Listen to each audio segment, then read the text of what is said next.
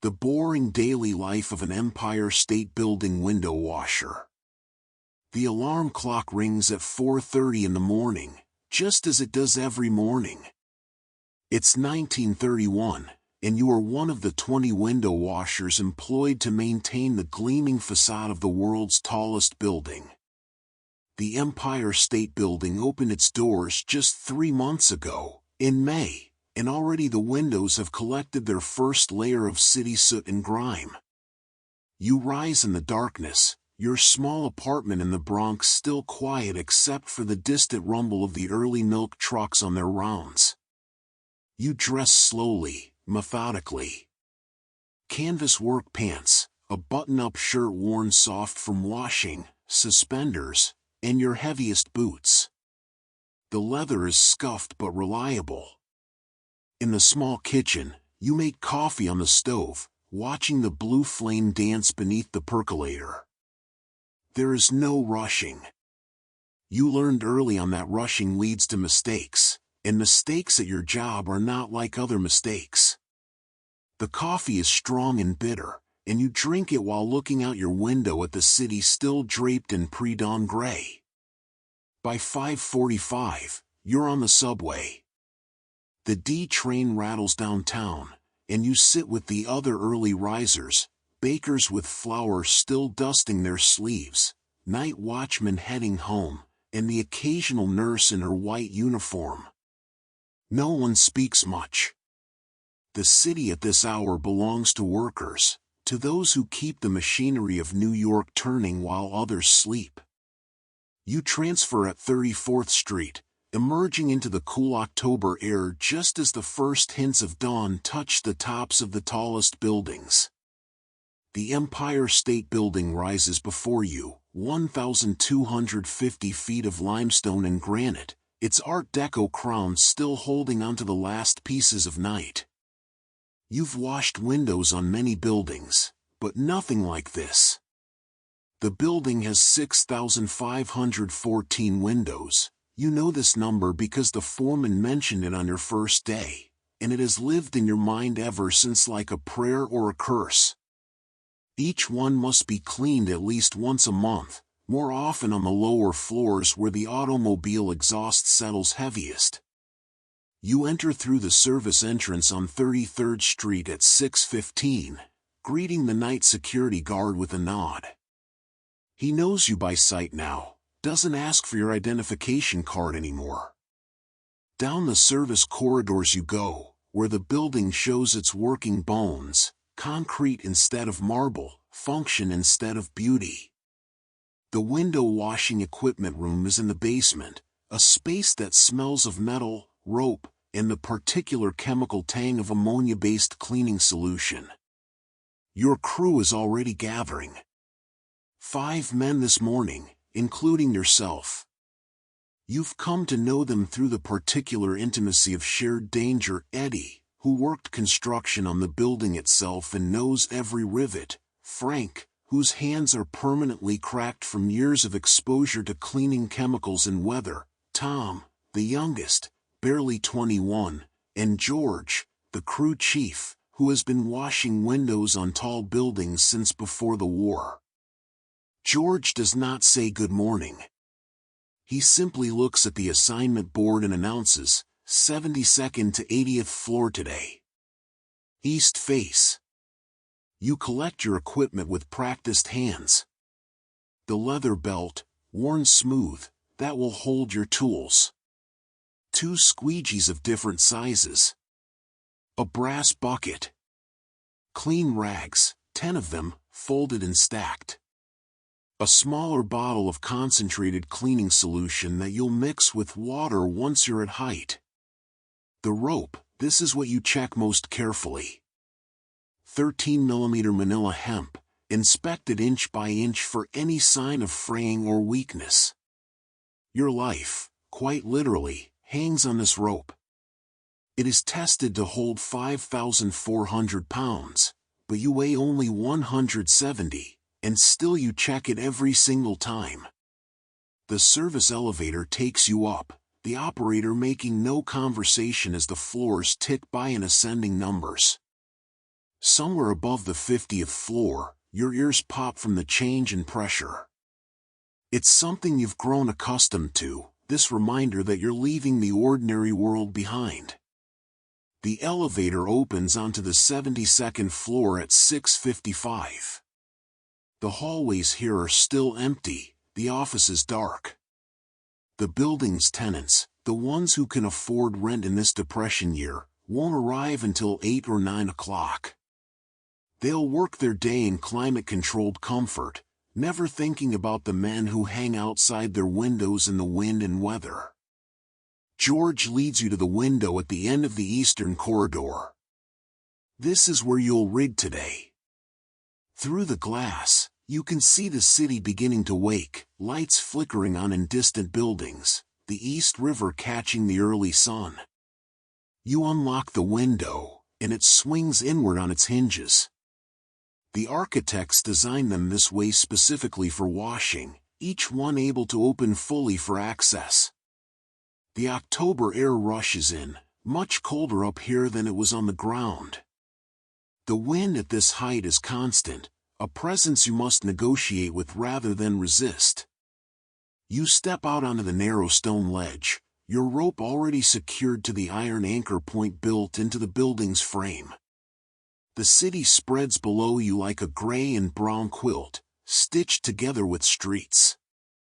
From 72 stories up, the automobiles look like beetles, the people like moving specks. Your hands work automatically, looping the rope through your belt's metal rings, creating the seat and safety line that will hold you as you descend. This is the moment, every single day, when your heart beats a little faster, when some ancient part of your brain protests what you're about to do. But you've done this 200 times before, maybe more.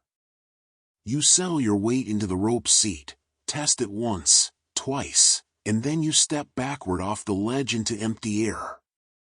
The rope takes your weight, and you descend slowly, feeding it through your hands with controlled precision. 3 feet down, and you're at the first window of the 72nd floor. You pull yourself close to the glass, your knees bent, feet pressed against the cool limestone.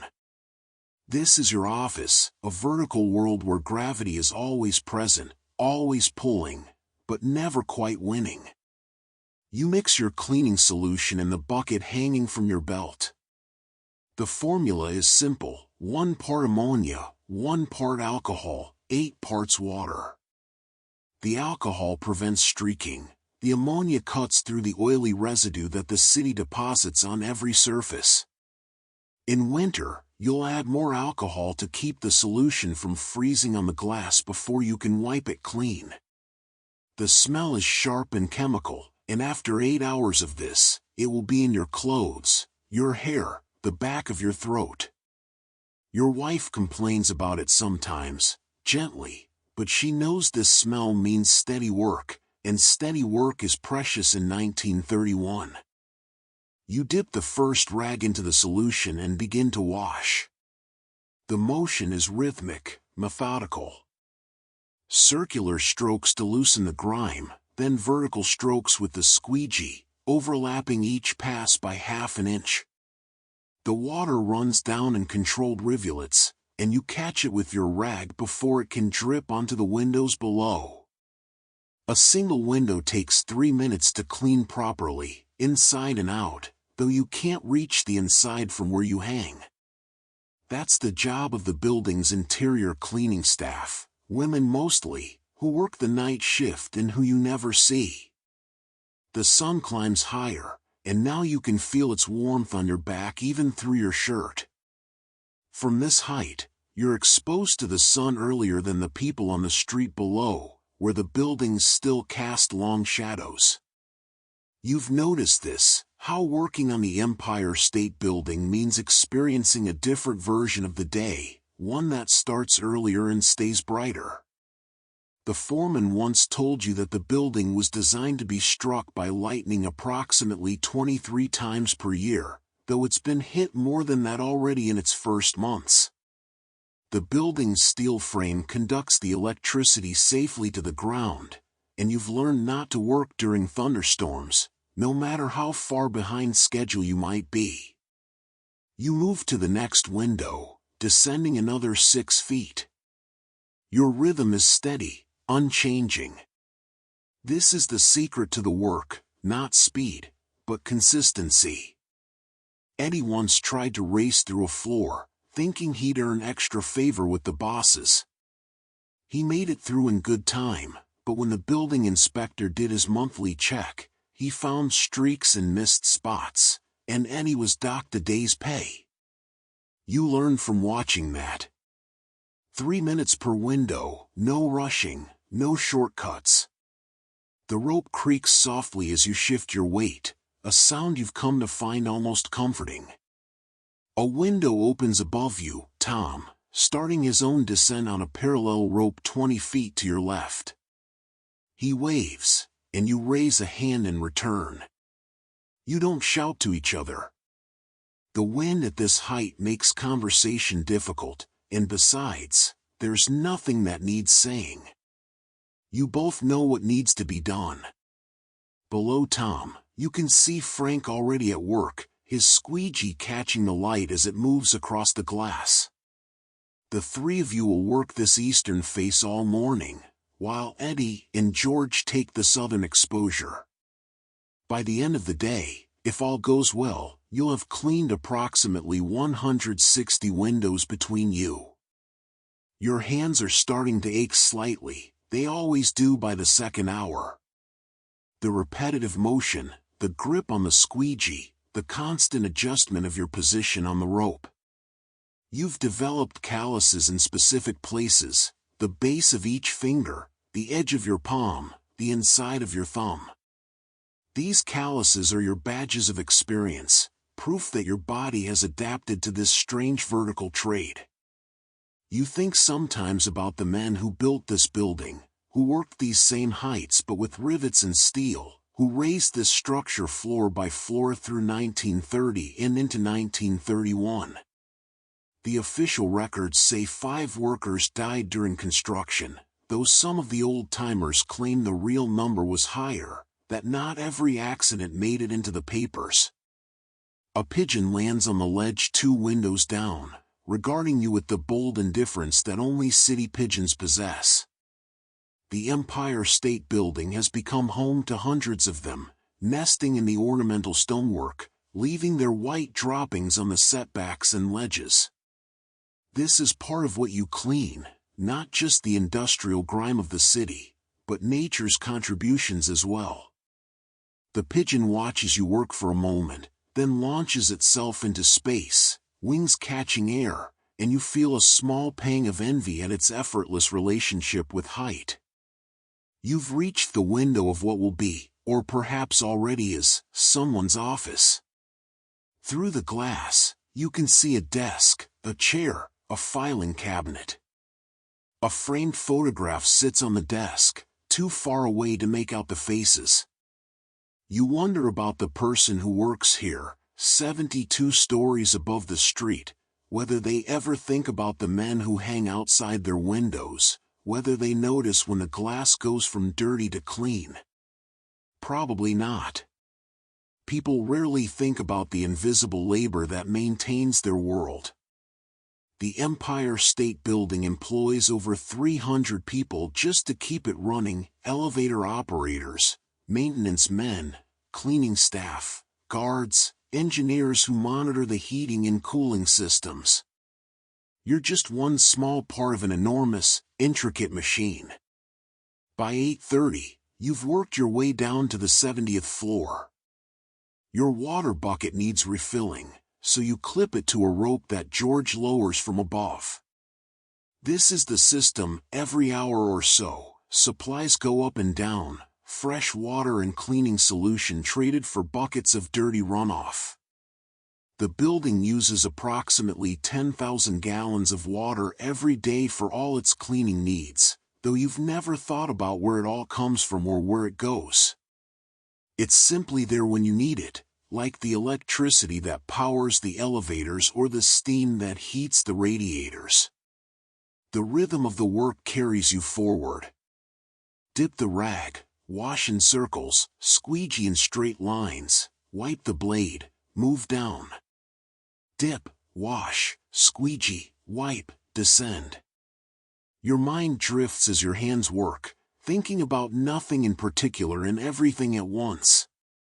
You think about the grocery shopping your wife asked you to do on the way home, bread, milk, eggs if they're not too expensive. You think about whether the Yankees will be any good next season. You think about the fact that your rope is getting old, probably due for replacement in another month or two, and how you'll need to break in a new one, learn its particular feel and flex. A gust of wind catches you, pushing you sideways along the building's face. You steady yourself with one hand against the stone, waiting for it to pass. The wind is stronger today than yesterday, coming from the east off the water. On days when the wind reaches 30 miles per hour, you're not allowed to work, company policy, established after a washer in Chicago was blown into his own rope and broke his arm.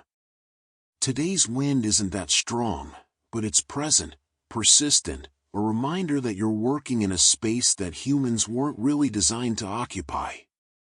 You adjust your position and return to the window in front of you, to the simple, endless task of making glass transparent again. The city below continues to wake. From up here, you can see the patterns of traffic forming, the arteries of commerce filling with automobiles and trucks and the occasional horse-drawn cart. Somewhere down there, in offices and shops and factories, millions of people are beginning their workdays. They're boring, ordinary, ground-level workdays. And you're up here, 70 stories above them, doing yours. By 10 o'clock, you've made it down to the 68th floor, and your shoulders are beginning to burn with that familiar ache. It's time for the morning break.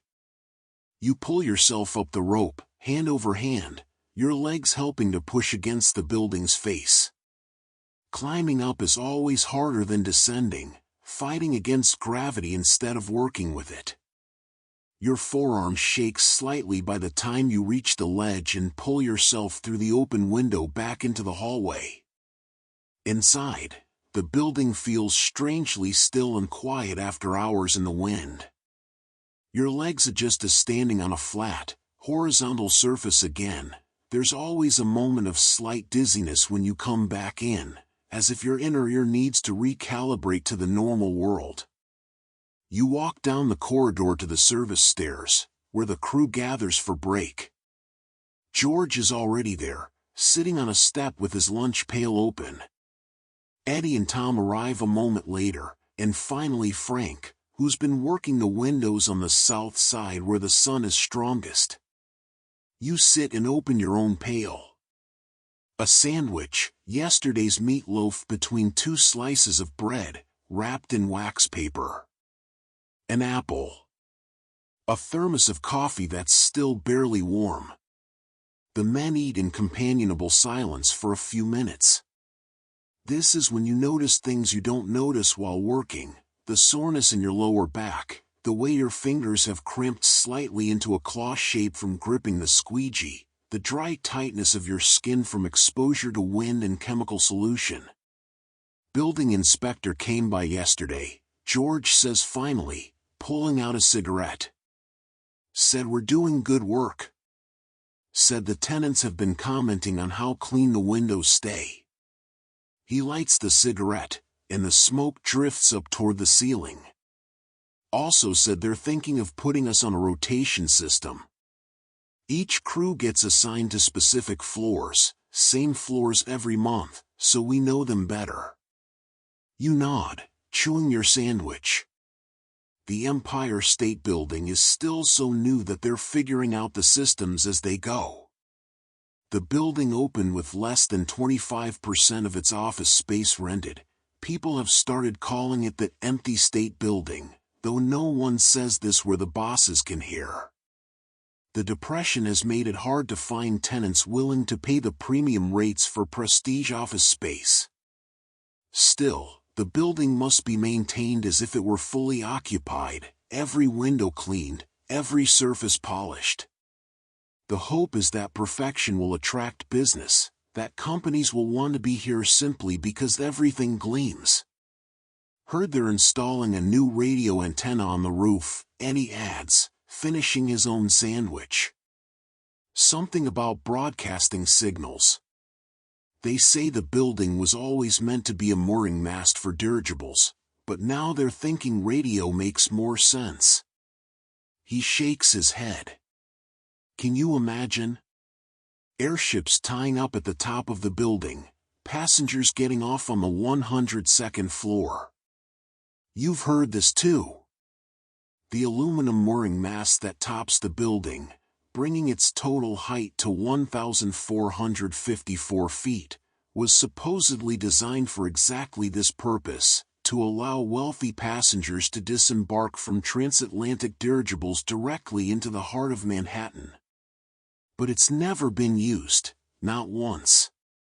The winds at that height are too unpredictable, the updrafts too dangerous. The fantasy of stepping off an airship into the world's tallest building remains just that, a fantasy. Now the 600-ton mast will serve a different purpose, broadcasting radio waves out across the city instead of welcoming floating vessels. The break is 15 minutes, union mandated. You finish your coffee and close the lunch pail. Your hands are already anticipating the return to work, flexing unconsciously. Standing, you feel the tiredness in your legs, but it's a manageable tiredness, the kind that comes from good work well done. The crew disperses, each man heading back to his assigned window, his assigned rope, his assigned section of this vast vertical face. Back at your window, you clip into your harness again and prepare to descend. The morning sun has moved, and now the east face of the building is fully illuminated, the limestone glowing almost white in the late October light. You can see your reflection in the window you're about to clean, a ghost of yourself, dark against the bright sky behind you. Then you step out and down, and the reflection disappears as you begin to descend once more. The 68th floor, the 67th, the 66th. Each window identical to the last, each requiring the same careful attention. You've heard that the building contains 60,000 tons of steel in its frame, though you've never quite been able to picture what that means, 60,000 tons. It's a number too large to comprehend, like the 10 million bricks that were used in its construction, or the $40,898,000 it cost to build. These numbers exist in some abstract realm, while your reality is immediate and concrete. This window, this squeegee, this rope, this moment. Around 11:30, you notice a change in the building below you. The setback at the 65th floor creates a terrace of sorts, a place where the building steps back from its outer wall. During construction, photographers loved these setbacks. They created dramatic angles, made the building look like a series of massive steps climbing toward the sky. Now they collect rainwater, dead leaves, the occasional lost hat blown up from the street. You can see a maintenance man out on the 65th floor setback, sweeping debris into a dustpan. He looks up, sees you hanging there, and waves. You wave back with your squeegee. The rhythm continues. By noon, you've reached the 64th floor, and you're aware that you're approaching the halfway point of your day's assigned work. 8 floors down, 8 more to go. Your body has settled into the work completely now. The initial stiffness of the morning has given way to a kind of fluid efficiency. Your hands know what to do without your mind directing them. This is when the work becomes almost meditative, when the repetitive motion creates a space for your thoughts to wander freely. You think about your father, who worked in a factory in Brooklyn, who stood in the same spot on the same floor operating the same machine for 30 years until the factory closed last year.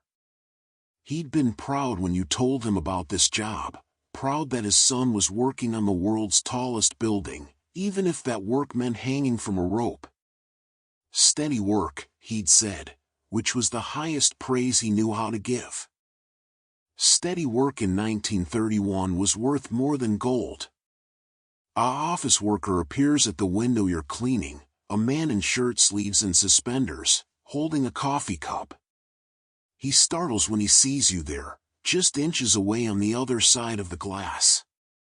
You nod politely and continue working. He watches for a moment, fascinated or perhaps disturbed by your proximity, then retreats back into his office.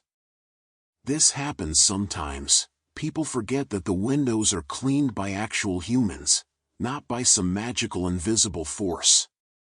They're confronted suddenly with your presence, with the reality of your work, and they don't quite know what to do with it.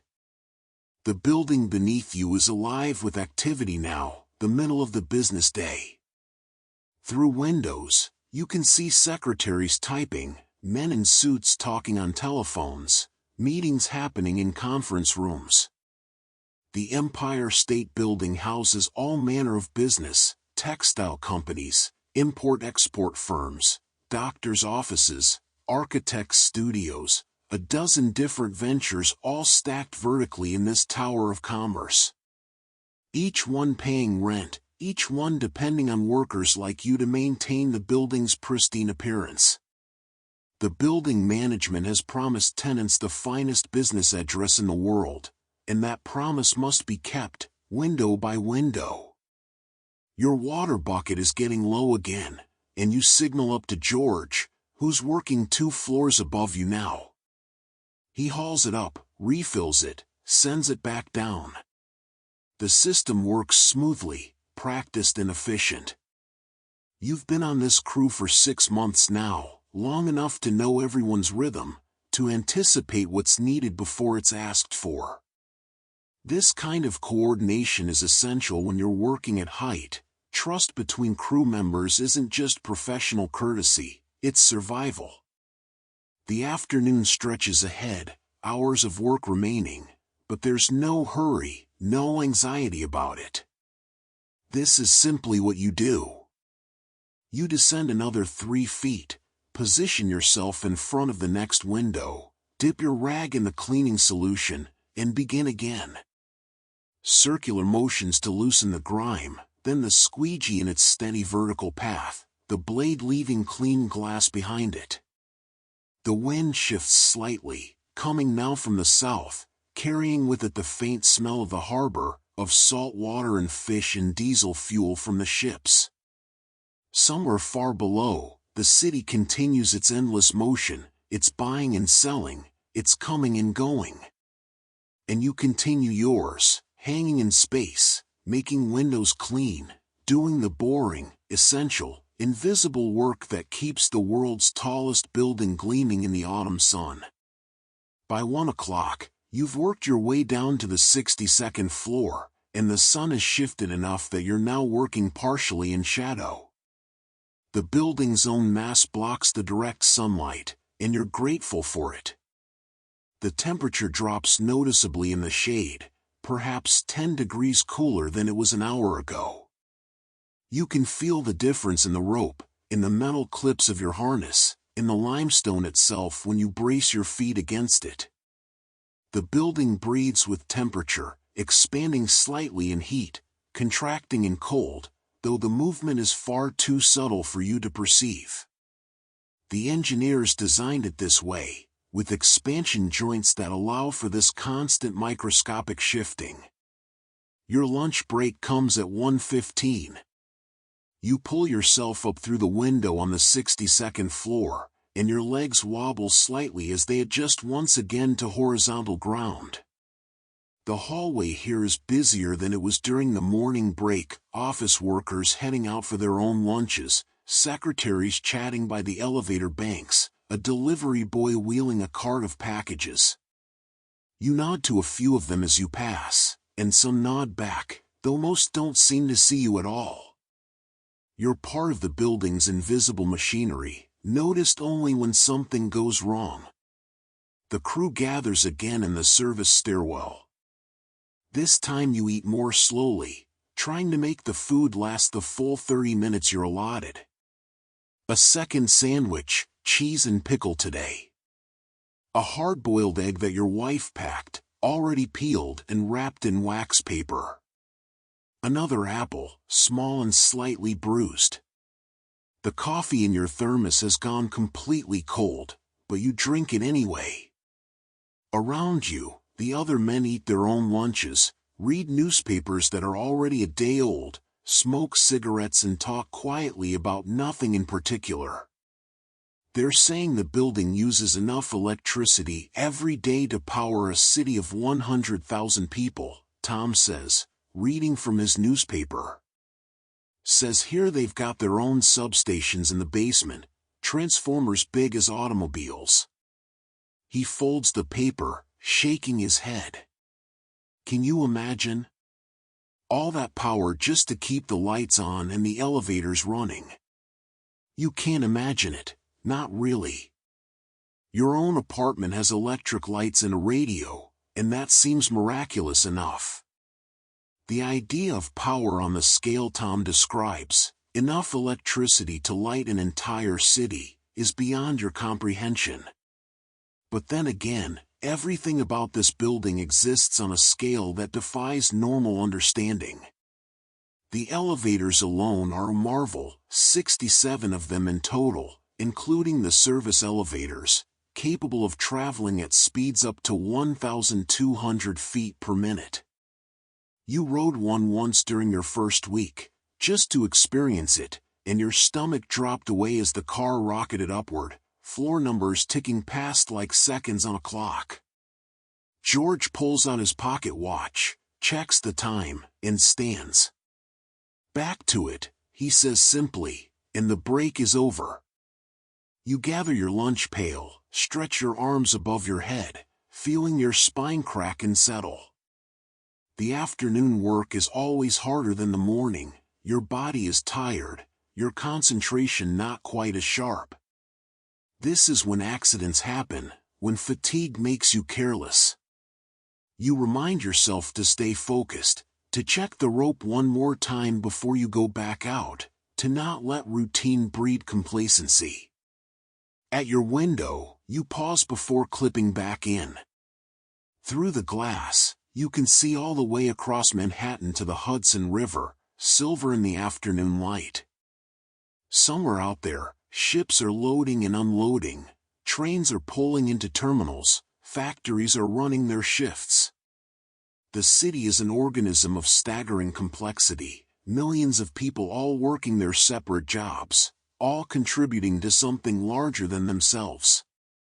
And here you are, one man on one rope, cleaning one window at a time on the world's tallest building. It seems both impossibly small and somehow significant. You step out onto the ledge and descend. The 62nd floor, then the 61st. Your hands have gone slightly numb, not from cold, but from the constant repetitive motion, the steady grip and release, grip and release. You flex your fingers between windows, trying to keep the blood flowing. The building's architects, you've heard, were two men named Shreve and Lamb, along with a fellow named Harmon. They designed the Empire State Building in just 2 weeks, creating one of the most recognizable structures in the world in less time than it takes most people to plan a vacation. The actual construction took only 13 months, record-breaking speed for a building of this size. You think about this sometimes, the contrast between the frantic pace of creation and the slow, methodical pace of maintenance. Around 2:30, you encounter a problem. One of the windows on the 60th floor has a crack running diagonally across its lower right corner, a spider web of fractured glass. You stop and examine it, running your gloved finger along the damage. Not dangerous yet, but it will need to be replaced before winter comes and the freeze-thaw cycle makes it worse. You make a mental note to report it to George at the end of the day. The building goes through hundreds of window panes each year, cracks from temperature stress, chips from falling debris, occasionally a complete break from a bird strike or some other impact. There's a whole department dedicated to window replacement, men who work inside installing new panes while you work outside cleaning them. You clean around the crack as best you can, careful not to press too hard and make the damage worse. The afternoon sun catches the fractured glass, splitting the light into tiny rainbows that dance across your hand. For a moment, you're transfixed by this small beauty, this accidental prism created by damage and sunlight. Then you move on. There are still many windows left to clean. The wind has picked up again, gusting now with enough force that you have to lean into it, bracing yourself against the building's face. You can feel the rope swaying slightly, responding to each gust. The building itself is engineered to sway as well. In high winds, the top can move as much as 2 inches in either direction, though you've never been up that high during a storm to experience it. The steel frame flexes, the whole structure designed to be slightly elastic, to give rather than break. Standing on the ground, no one would ever notice this movement. But up here, hanging in space, you're aware of every shift, every tremor, every breath the building takes. By 3 o'clock, you've reached the 59th floor, and you're well into the rhythm of the afternoon. Your mind has gone quiet, entering that state where thought and action are no longer separate. You simply exist in the work, present in each moment, each motion. This is what you've come to appreciate about the job. Despite the danger, or perhaps because of it, there's a purity to the work that's hard to find elsewhere. There's no room for distraction, no space for worry about bills or politics or all the other anxieties that fill normal life. There's only the window, the rope, the squeegee, and the steady, meditative rhythm of cleaning. A flock of pigeons explodes from a ledge above you, their wings beating frantically as they scatter into the air. Something must have startled them, perhaps Frank, working a few floors up, or maybe just the wind. You watch them wheel and circle, dozens of gray bodies moving as one organism, before they settle again on a different ledge. The building is home to more than just pigeons, sparrows nest in the decorative stonework, and someone once told you they've seen a peregrine falcon perched on one of the upper setbacks, though you've never seen one yourself. The idea appeals to you, though, a predator making its home on this vertical cliff, hunting in the canyons of Manhattan the way its ancestors hunted in real canyons out west. Your water bucket needs refilling again, and this time when George sends it back down, there's a note tucked inside. Inspector coming by at 4, it reads in George's careful handwriting. Look sharp. You tuck the note in your pocket and feel a small flutter of tension in your stomach. The building inspectors come by once a week or so, checking the quality of the work, making sure safety protocols are being followed. They have the power to fire crew members on the spot if they find the work substandard or if they catch someone violating safety rules. You've always passed inspection, but there's still that nervousness, that desire to prove yourself worthy of this job. You attack the next several windows with renewed focus, making sure each one is perfectly clean, no streaks, no spots, no missed corners. The inspector might not even check your work, he might focus on Frank or Eddie instead, but you prepare as if he will. This is professional pride, something your father taught you. Whatever work you do it well enough that you can sign your name to it without shame. Even if no one else notices, you'll know. The sun continues its arc across the sky, and the shadows lengthen. The city below is preparing for evening. You can sense it somehow, even from up here, some change in the quality of the light or the pattern of the traffic. Soon it will be time to climb back up, to coil your rope, to check your equipment and store it away for the night. But not yet. There are still windows to clean, still work to be done. You descend another 3 feet, position yourself carefully, and dip your rag once more into the cleaning solution. The afternoon wears on, window by window, floor by floor, hour by patient hour. At 4:15, the inspector arrives. You see him first as a face in the window 3 floors above, a man in a brown suit and hat, leaning out to look down at the crew. He exchanges words with George that you can't hear, then disappears back inside. You continue working, trying not to alter your rhythm, trying to appear as competent and professional as you always are. The tension sits in your shoulders, making them tighter than they already were from the day's work. 10 minutes later, the inspector appears at the window directly above you. He leans out carefully, one hand gripping the window frame, and watches you work for what feels like a very long time but is probably only 2 or 3 minutes. You don't look up at him directly, but you're aware of his presence in every movement you make. You wash the window in front of you with extra care, your circular motions precise, your squeegee strokes perfectly vertical and evenly spaced. The water sheets off the glass in clean lines, no streaks, no spots. Good work, the inspector calls down finally. How long you been on this crew? 6 months, sir, you call back, still not looking up, still working. Shows, he says. Keep it up. And then he's gone, pulling his head back inside, and you allow yourself a long, slow breath. The tension drains from your shoulders. You've passed. The job is secure for another week at least. You continue down to the 58th floor, and now you're working in almost full shade. The building's shadow has grown long, stretching eastward across the surrounding blocks.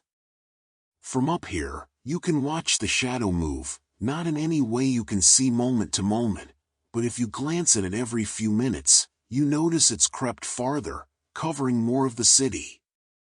The building holds 37 million cubic feet of space inside its walls. You've heard, though like all the enormous numbers associated with this place, it's difficult to give the figure any real meaning. 37 million cubic feet. It's easier to think about the space as windows, 6,514 of them, each one a small square of transparency that you can actually understand, actually clean. By 5 o'clock, you've made it to the 56th floor, and your body is beginning to truly tire. Not the manageable tiredness of mid-afternoon, but the deep fatigue that comes from 8.5 hours of sustained physical labor. Your forearms burn. Your lower back aches. Your feet, pressed against stone all day in heavy boots, are sore and hot. But you're nearly done. The crew's assignment was to clean from the 72nd floor to the 56th, and you're almost there. Just a few more windows, just a little more time. The city below is transitioning into evening. The streetlights are beginning to come on, tiny pinpricks of illumination that will grow brighter as the natural light fades. The automobiles have their headlamps lit now, creating rivers of light flowing through the streets. The Empire State Building itself will soon be illuminated. Massive floodlights at its base will turn on, washing the limestone in bright white light visible for miles. The building's architects intended it to be a beacon, a symbol of American progress and ambition visible from every corner of the city. And at night, it succeeds in this purpose, glowing like a giant jewel in the heart of Manhattan. You finish the last window on the 56th floor at 5:35. And the relief you feel is physical, a loosening in your chest.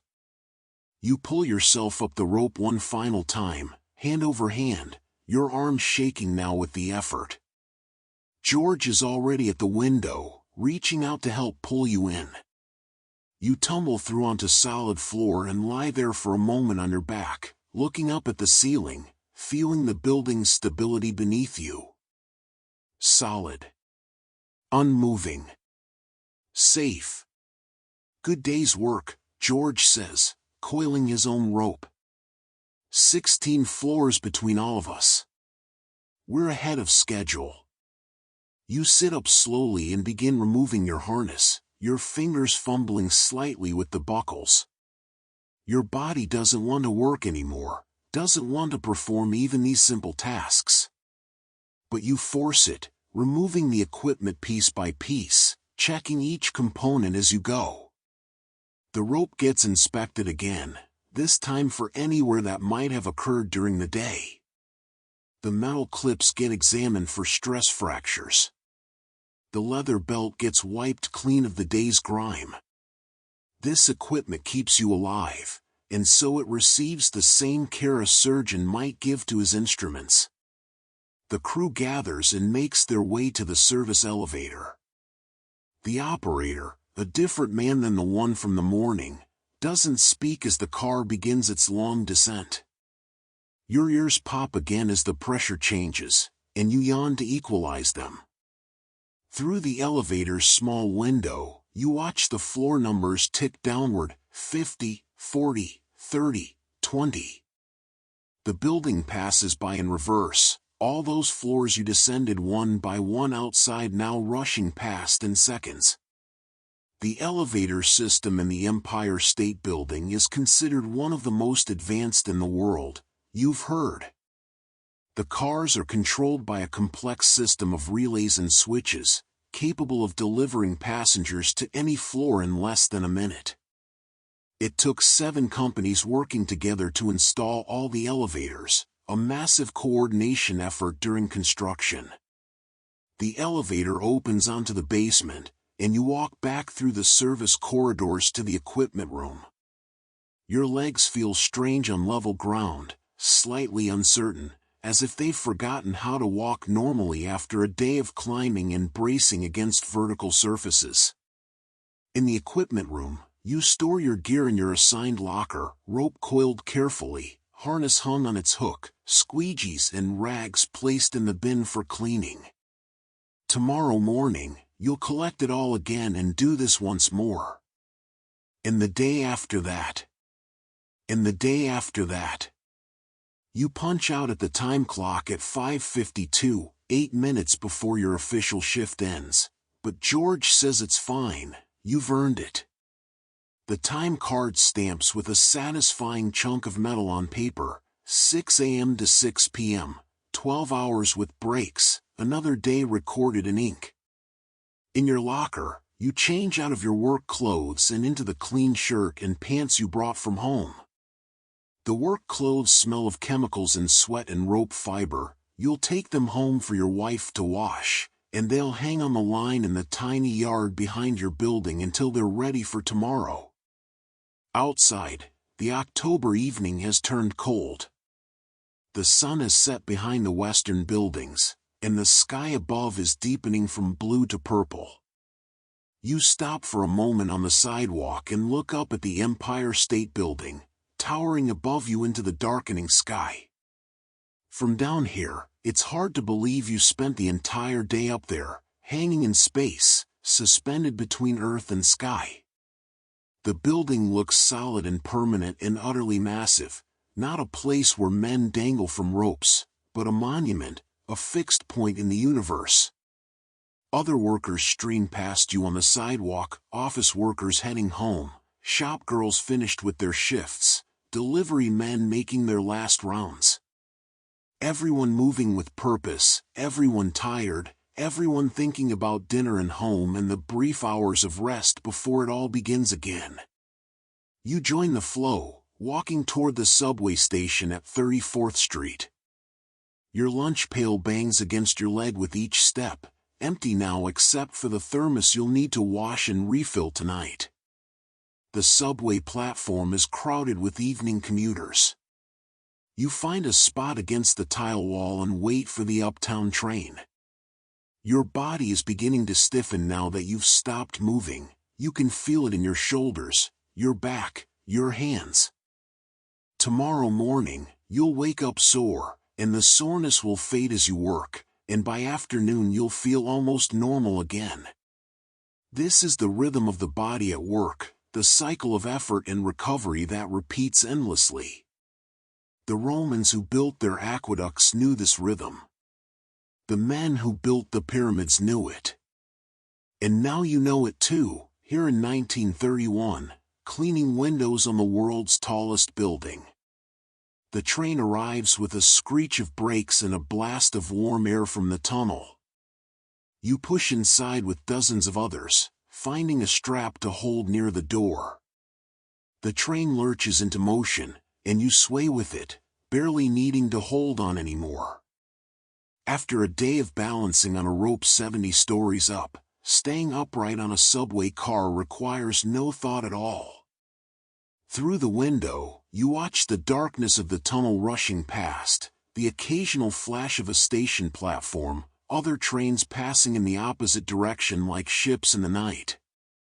You think about the windows you cleaned today, about how they're probably already collecting a new film of city grime, about how in a month you'll be back cleaning them again. It's Sisyphean work in a way, endless, repetitive, never truly finished. But there's something comforting in that too, something stable. As long as there are windows, there will be work. As long as there's work, there's a paycheck. As long as there's a paycheck, there's food on the table and rent paid and a small measure of security in uncertain times. The train emerges from underground as it crosses into the Bronx, and through the window you can see the city lights spreading out in all directions, a galaxy of human activity. Somewhere in that vast illuminated grid is your apartment, your wife preparing dinner, your small corner of the world. And somewhere behind you, though you can't see it anymore, the Empire State Building rises into the night sky, its windows clean and gleaming, reflecting the lights of the city you helped maintain today. The subway lets you off at your stop at 6:47. You climb the stairs to street level, your legs protesting with each step, and emerge into your neighborhood. The streets here are narrower than in Manhattan, lined with apartment buildings of modest height, 5 stories, 6 stories, nothing that scrapes the sky. Children are playing stickball in the street despite the growing darkness, and you have to wait for them to pause their game before you can cross. One of the boys recognizes you and waves. "Hey mister, you work on the Empire State Building, right?" You nod and smile, too tired for conversation, and continue on your way. Your building is a walk-up, and you live on the 4th floor.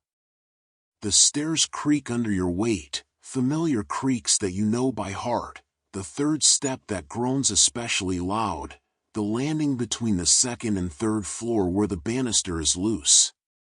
You can smell dinners cooking behind closed doors, boiled cabbage from the Kowalskis on the 2nd floor, something with garlic from the Italian family on the 3rd. The building holds a dozen families, maybe more, all stacked on top of each other, all living their separate lives in close proximity. You unlock your door and step inside. The apartment is small, a kitchen, a bedroom, a front room that serves as both living and dining space. But it's warm and clean, and your wife has set the table for dinner. She looks up from the stove as you enter, and her face softens with relief the way it does every evening when you come home safe.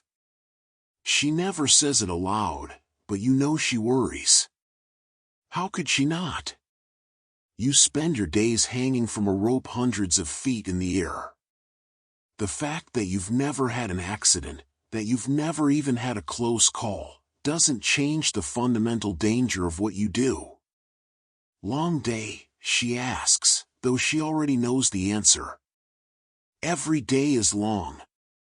"No longer than usual," you say, setting your lunch pail on the counter. You wash your hands in the sink, scrubbing away the chemical smell that has permeated your skin. The water runs gray at first, then clear. Inspector came by. Said I was doing good work. She smiles at this. Of course you are. You always do. She's stirring something in a pot on the stove, stew, by the smell of it, with carrots and potatoes and a little bit of beef. Meat is expensive, but she manages to stretch a small amount into meals that feel substantial. This is its own kind of skill, one that has become increasingly valuable as the Depression has deepened. The building opened in May, and you started your job in June. You're among the lucky ones, with steady employment when so many have none at all. You sit at the table and unlace your boots, pulling them off with a grunt of relief. Your feet throb as the circulation returns. Your socks are damp with sweat, and you peel them off too, wiggling your toes against the cool linoleum floor. The apartment's radiator hisses and clanks. The heat has come on for the evening. The Empire State Building has its own heating system, you've learned, with boilers in the basement that can heat the entire structure even on the coldest winter days. The building was designed to be completely climate-controlled, maintaining a comfortable 70 degrees year-round regardless of the weather outside. Your apartment has no such luxury. It's hot in summer and cold in winter, and the radiator only works when the superintendent remembers to fire the boiler. Your wife brings 2 bowls of stew to the table and sits down across from you. For a few minutes, you eat in comfortable silence. The stew is good, the meat tender, the vegetables soft, the broth rich and warming. You realize you're hungrier than you thought, and you eat quickly, sopping up the last of the broth with a piece of bread. She watches you eat with satisfaction, the way she always does. Feeding you is how she shows love, how she contributes to the partnership of your marriage. You go out and earn money hanging from a rope, and she transforms that money into meals, into a clean home, into the small comforts that make life bearable. Mrs. Chen from downstairs asked about the building today, she says, starting on her own stew. She wanted to know how many people work there. I didn't know what to tell her. More than 300 just for maintenance and operations, you say, remembering the number from some conversation with George.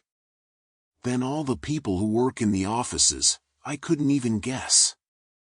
Thousands, probably, if the building was full. Though it's not full yet. Still lots of empty floors. You break off another piece of bread. The building cost more than $40 million to build, but they finished it under budget and ahead of schedule. Now they're hoping it'll pay for itself in rent, but with the economy the way it is. You shrug. People are calling it the empty state building behind closed doors. She nods, absorbing this information. Still, it's steady work for you. That's what matters. That's what matters, you agree. And it's true. You've seen men standing in bread lines, selling apples on street corners, desperate for any kind of income. The fact that you have regular employment, that you can come home each day and put food on the table, is not something to take for granted. The window washers union negotiated good wages too, $7.50 per day, which comes to about $45 per week if you work 6 days. It's enough to pay the rent, buy groceries, save a little bit each month. Not enough to get rich, but enough to survive with dignity. After dinner, you help with the dishes, she washes, you dry, standing side by side at the small sink. The window above the sink looks out onto the narrow alley between buildings, where someone's laundry still hangs on a line despite the darkness. Through another window across the way, you can see the flicker of a radio's dial light, someone listening to the evening programs. The city is full of these small intimate glimpses into other people's lives, windows revealing brief moments of domesticity. You carry the dirty work clothes to the bathroom and soak them in the tub with soap and cold water. Tomorrow morning, your wife will scrub them properly and hang them to dry, and by evening they'll be ready for the next day. The routine is invariable, comforting in its predictability. The rope you use at work is tested to hold 5,400 pounds, George told you once, more than 30 times your body weight. Yet it's the small routines of domestic life that actually hold you up, that keep you anchored to the world. Work clothes washed. Dinner eaten. 8 hours of sleep, then starting again. In the front room, you turn on the radio, waiting for the tubes to warm up. Your wife settles into her chair with her mending. She's darning a pair of your socks, her needle moving quickly and precisely. The radio crackles to life, and you find a music program, something with a big band playing dance music. The sound fills the apartment, making it feel less small, less confined. You sink into your own chair and close your eyes, letting the music wash over you. Your body is still tired, it will be tired for hours yet, but it's a good tiredness, the kind that comes from honest work. Did you know, you say, eyes still closed, that the building has 73 elevators total? 67 passenger elevators and 6 freight elevators. And they can travel at speeds up to 1,200 feet per minute. A person can get from the ground floor to the 80th floor in less than a minute. That's fast, she says, not looking up from her mending. She's heard you talk about the building before, its statistics, its wonders, its peculiarities. But she listens anyway, because she knows you need to process the day, to make sense of where you spend your hours. The building sways in the wind, you continue. Not much, just a couple of inches at the very top. But it's designed to do that, to flex instead of breaking. Everything about it is engineered precisely. The steel frame, the elevators, the heating system, the water pressure on the upper floors, all of it calculated and planned. You open your eyes and look at the ceiling of your apartment, where a water stain has been slowly growing for the past month. Not like this building, where things just happen however they happen. She smiles slightly. This building has been here 40 years. It'll probably be here 40 more. The Empire State Building is impressive, but you don't need to live in an engineering marvel to have a good life. This is true, and you know it. Still, there's something about working on that building, about being a small part of maintaining something so grand and ambitious, that fills you with a sense of purpose. You're not just washing windows, you're caring for a monument, maintaining a symbol of what human beings can accomplish when they decide to reach toward the sky. The music program ends, and a news program begins. The announcer's voice is serious, talking about bank failures, unemployment rates, political tensions in Europe. You let the words wash over you without really listening. The world's problems are too large, too complex for you to solve or even fully understand. Your world is smaller and more immediate, this apartment, this wife, this job, this rope, these windows. That's enough. That has to be enough. By 9 o'clock, you can barely keep your eyes open. Your wife notices and touches your shoulder gently. Go to bed, she says. I'll be in soon. You don't argue.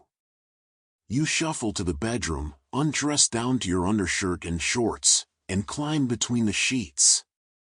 The bed has never felt so welcoming, so perfect. Your body seems to sink into the mattress, every muscle releasing its tension at once. Through the thin walls, You can hear the muffled sounds of your neighbors, a baby crying, someone laughing, the distant sound of another radio playing. The sounds of people living their lives, each one as important and inconsequential as your own. Your wife comes to bed 20 minutes later, slipping under the covers beside you. She's already turned off all the lights, and the apartment is dark except for the faint glow of streetlights filtering through the thin curtains. You work too hard, she whispers, though she knows you have no choice. Work is work. You do what must be done. It's a good job, you murmur, already half asleep. Steady work. Steady work, she echoes, and you feel her hand find yours under the covers, her fingers intertwining with yours. Her hand is warm and soft, nothing like the rough calloused hands you bring home from work each day. The contrast is pleasant, a reminder that there's more to life than rope and stone and glass. You drift towards sleep, and in that space between waking and dreaming, you see windows. Hundreds of them, thousands of them, stretching upward into an infinite sky. And you're climbing among them, moving from one to the next, making each one clean and clear and transparent. The work never ends, but somehow that doesn't matter. There's a rhythm to it, a meditation, a purpose. You'll wake up tomorrow at 4:30, and you'll do it all again. And the day after that. And the day after that. For now, though, you sleep.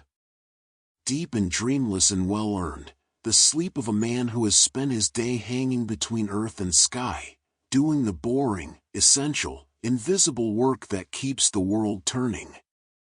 The alarm clock rings at 4:30, cutting through the darkness like a knife.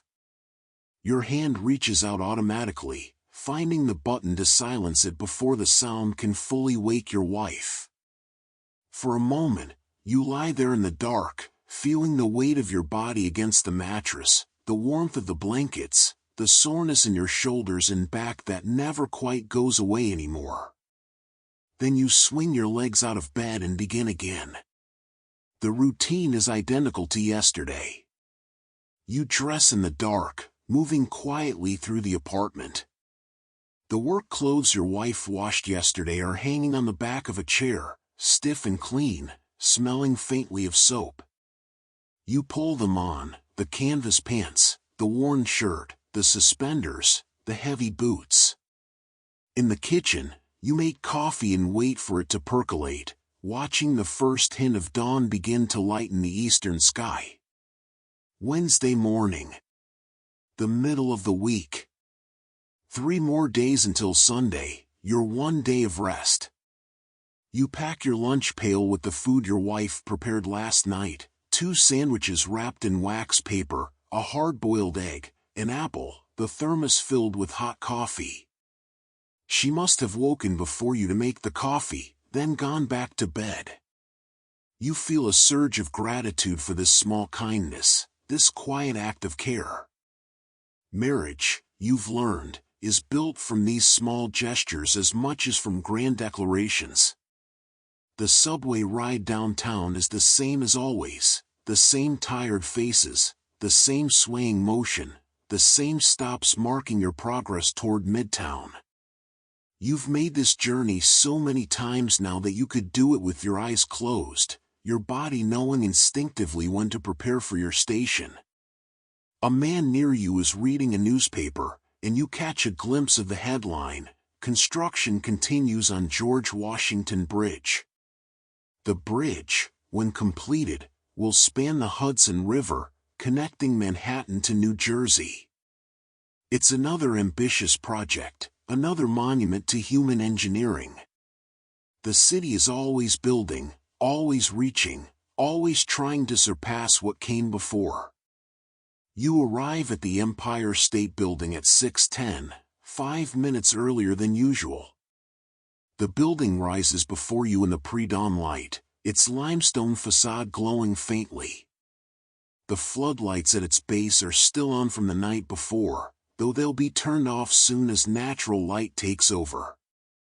You've heard that the building uses enough electricity to power a small city. The floodlights alone consume enormous amounts of power, but the owners consider it worthwhile for the publicity, for the way the illuminated building dominates the nighttime skyline. In the equipment room, George is already there, checking the day's assignments. "We're doing the west face today," he announces as the crew assembles. 85th floor down to 77th.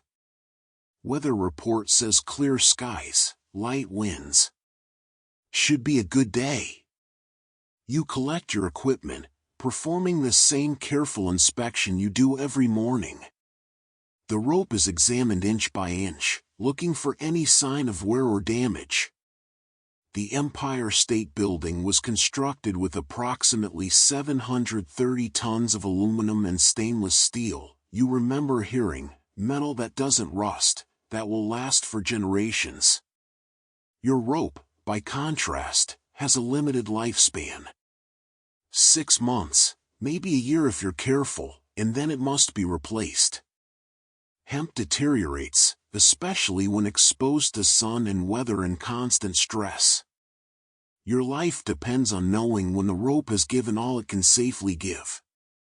The elevator takes you up, your ears popping somewhere around the 60th floor as the pressure changes. The operator today is a young woman, one of the few female elevator operators in the building.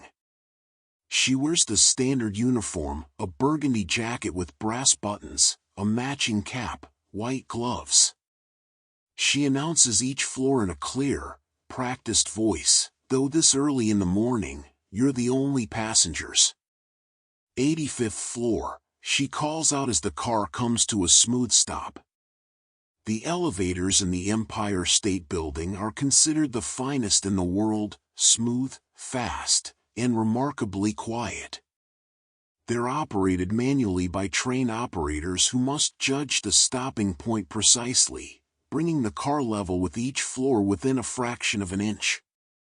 The 85th floor is higher than you usually work, and when you unlock the window and look out, the view takes your breath away despite your familiarity with heights. The city spreads below you in every direction, a vast grid of streets and buildings that seems to extend forever.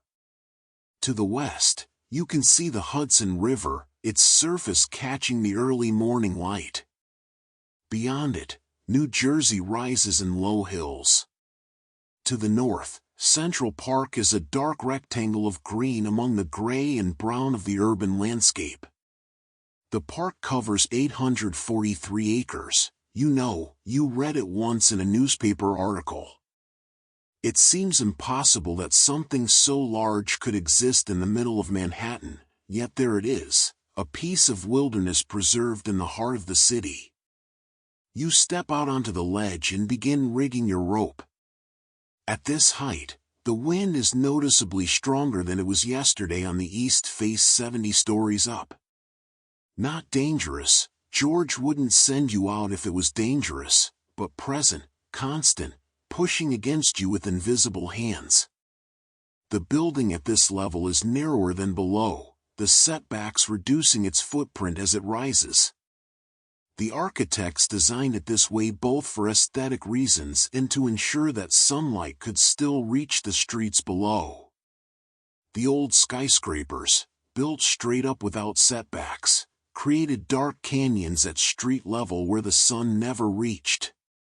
The Empire State Building's step design was meant to avoid this, to be a good neighbor to the surrounding city even as it dwarfed everything around it. You clip into your harness, check the connections twice, and step backward off the ledge. The familiar moment of vertigo, the split second where your body screams that this is wrong, that humans aren't meant to hang in space like this. Then the rope takes your weight, and you settle into it, and the fear subsides. You've done this 1,000 times. You'll do it 1,000 more. The first window of the day is always the hardest. Your body hasn't fully warmed up yet, your movement's not quite fluid.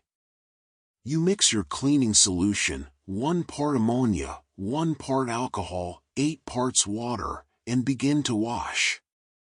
The glass is cold to the touch this morning, holding onto the chill of the October night. Your breath fogs slightly as you work, small clouds of vapor that dissipate quickly in the wind. By 7:30, you've settled into your rhythm. The 84th floor, the 83rd, moving steadily downward. The sun has risen fully now, and the west face of the building is still in shadow, but you can see the light spreading across the city below, transforming it from gray to gold. Office workers are beginning to arrive, filling the streets, flowing into buildings, starting their own workdays. From up here, they look like ants, like individual cells in some larger organism. It's easy to forget, at this height, that each of those tiny figures is a person with their own life, their own concerns, their own boring daily routines. A window washer working on a building across the street, maybe 40 stories up, maybe less, waves to you. Even at this distance, you can tell he's seen you, acknowledged you, recognized a fellow member of this strange profession.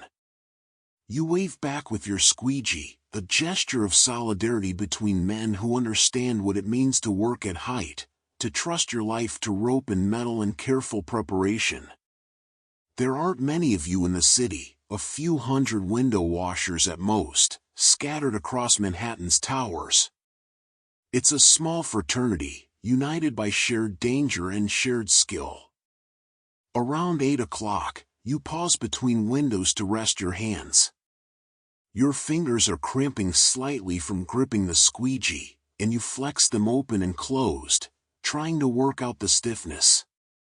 The building beneath you is beginning to wake up. Through windows, you can see office lights turning on, people arriving at their desks, secretaries removing covers from typewriters, executives hanging their coats and hats on stands. The Empire State Building was designed to house 15,000 workers when fully occupied, though with so much space still vacant, the current population is probably half that or less. Still, that's thousands of people, all pursuing their various businesses, textile companies, law firms, import-export agencies, advertising firms, architectural offices. The building is like a vertical city, a community stacked on top of itself. You descend to the 82nd floor, and here you encounter something unusual, a window that won't come clean. You wash it thoroughly, use extra solution, scrub harder than usual, but there's a haze that won't lift. You pull yourself closer and examine it, and realize the problem is on the inside. Someone has been smoking in the office, and the smoke has deposited a film of tar and nicotine on the interior glass. There's nothing you can do about it from out here. The inside windows are someone else's responsibility, cleaned by the night staff who work while the offices are empty. You make a mental note to mention it to George. Perhaps the interior crew missed this window, or perhaps the smoking is recent, happened after they'd already cleaned. The morning wears on. The sun climbs higher, beginning to illuminate the west face of the building. The temperature rises slightly. It's going to be a warmer day than yesterday, you can tell. By mid-morning, you might even be comfortable out here, might feel the sun's warmth on your back as you work. The building's limestone absorbs heat during the day and releases it at night, creating its own microclimate. In summer, the sun-facing sides of the building become almost hot to the touch, while in winter, they remain cold as ice. The building breathes with the seasons, expanding and contracting, its 60,000 tons of steel shifting microscopically with temperature changes. At 9 o'clock, you've reached the 80th floor, and it's time for morning break. You pull yourself up through the window, your arms shaking slightly with the effort. Inside, the building feels warm and still after hours in the moving air. Your legs take a moment to adjust to horizontal ground, and you walk carefully down the corridor to the service stairs where the crew gathers. Eddie is already there, eating an apple and reading a newspaper. Says here they're planning to put a television antenna on top of the building, he says, looking up as you arrive. RCA wants to broadcast television signals from the mooring mast. Can you imagine? Pictures through the air, right into people's homes. You shake your head. Television is something you've heard about but never seen, a technology that seems like science fiction, like something from the Flash Gordon serials at the movie theater. What's next, you say, opening your lunch pail? Flying automobiles? Eddie laughs. Probably. The way things are going, nothing seems impossible anymore. George arrives, then Tom, then Frank, and the crew settles into the comfortable silence of men taking their break. You eat your first sandwich slowly, savoring it. Bologna and mustard today, simple but filling. The work requires energy, burns calories at a steady rate, and you're always hungry by break time. Around you, the building hums with activity. You can hear the distant sound of elevators moving in their shafts, the murmur of voices from nearby offices, the clacking of a typewriter somewhere. The Empire State Building is alive, a massive organism of steel and stone and human activity, and you're a small but essential part of keeping it functioning. The break ends, and you return to your rope, to your window, to the steady rhythm of the work. The morning continues, window by window, floor by floor, the sun climbing higher, the city spreading below you like a living map. You are here, suspended between earth and sky, doing what you do, living the boring daily life of an Empire State Building window washer. By 10:30, you've worked your way down to the 78th floor, and the sun has finally reached the west face of the building. The warmth on your back is welcome after the morning chill, and you can feel your muscles loosening, the work becoming slightly easier as your body warms. The windows at this level offer a different perspective than they did 15 floors up. You're lower now, closer to the other buildings, and the street below, while still distant, feels more present, more real. You wash another window, your movement's automatic now. The squeegee moves in its precise vertical lines, water sheeting cleanly away. Through the glass, you can see into an office where a secretary sits at her desk, typing rapidly on a black typewriter. She doesn't notice you at first, focused entirely on her work, her fingers flying across the keys. Then she glances up, sees you hanging there just beyond the glass, and jumps slightly in her chair. You offer a small apologetic wave. She smiles nervously and returns to her typing, though you notice she glances at you every few seconds, as if unable to quite believe there's a man hanging outside her window. The Empire State Building was completed in just 1 year and 45 days, you remember George telling you once. From groundbreaking to ribbon cutting in an impossibly short time. The construction crews worked with remarkable efficiency. At the peak of construction, they were adding 4.5 stories per week to the building's height. The steel frame went up at a rate of a floor per day sometimes, with riveters and ironworkers racing to stay ahead of schedule. You think about those men sometimes, the ones who built this place. In a way, you're continuing their work. They created the building, and you maintain it, keep it pristine, prevent the slow deterioration that time and weather would otherwise inflict.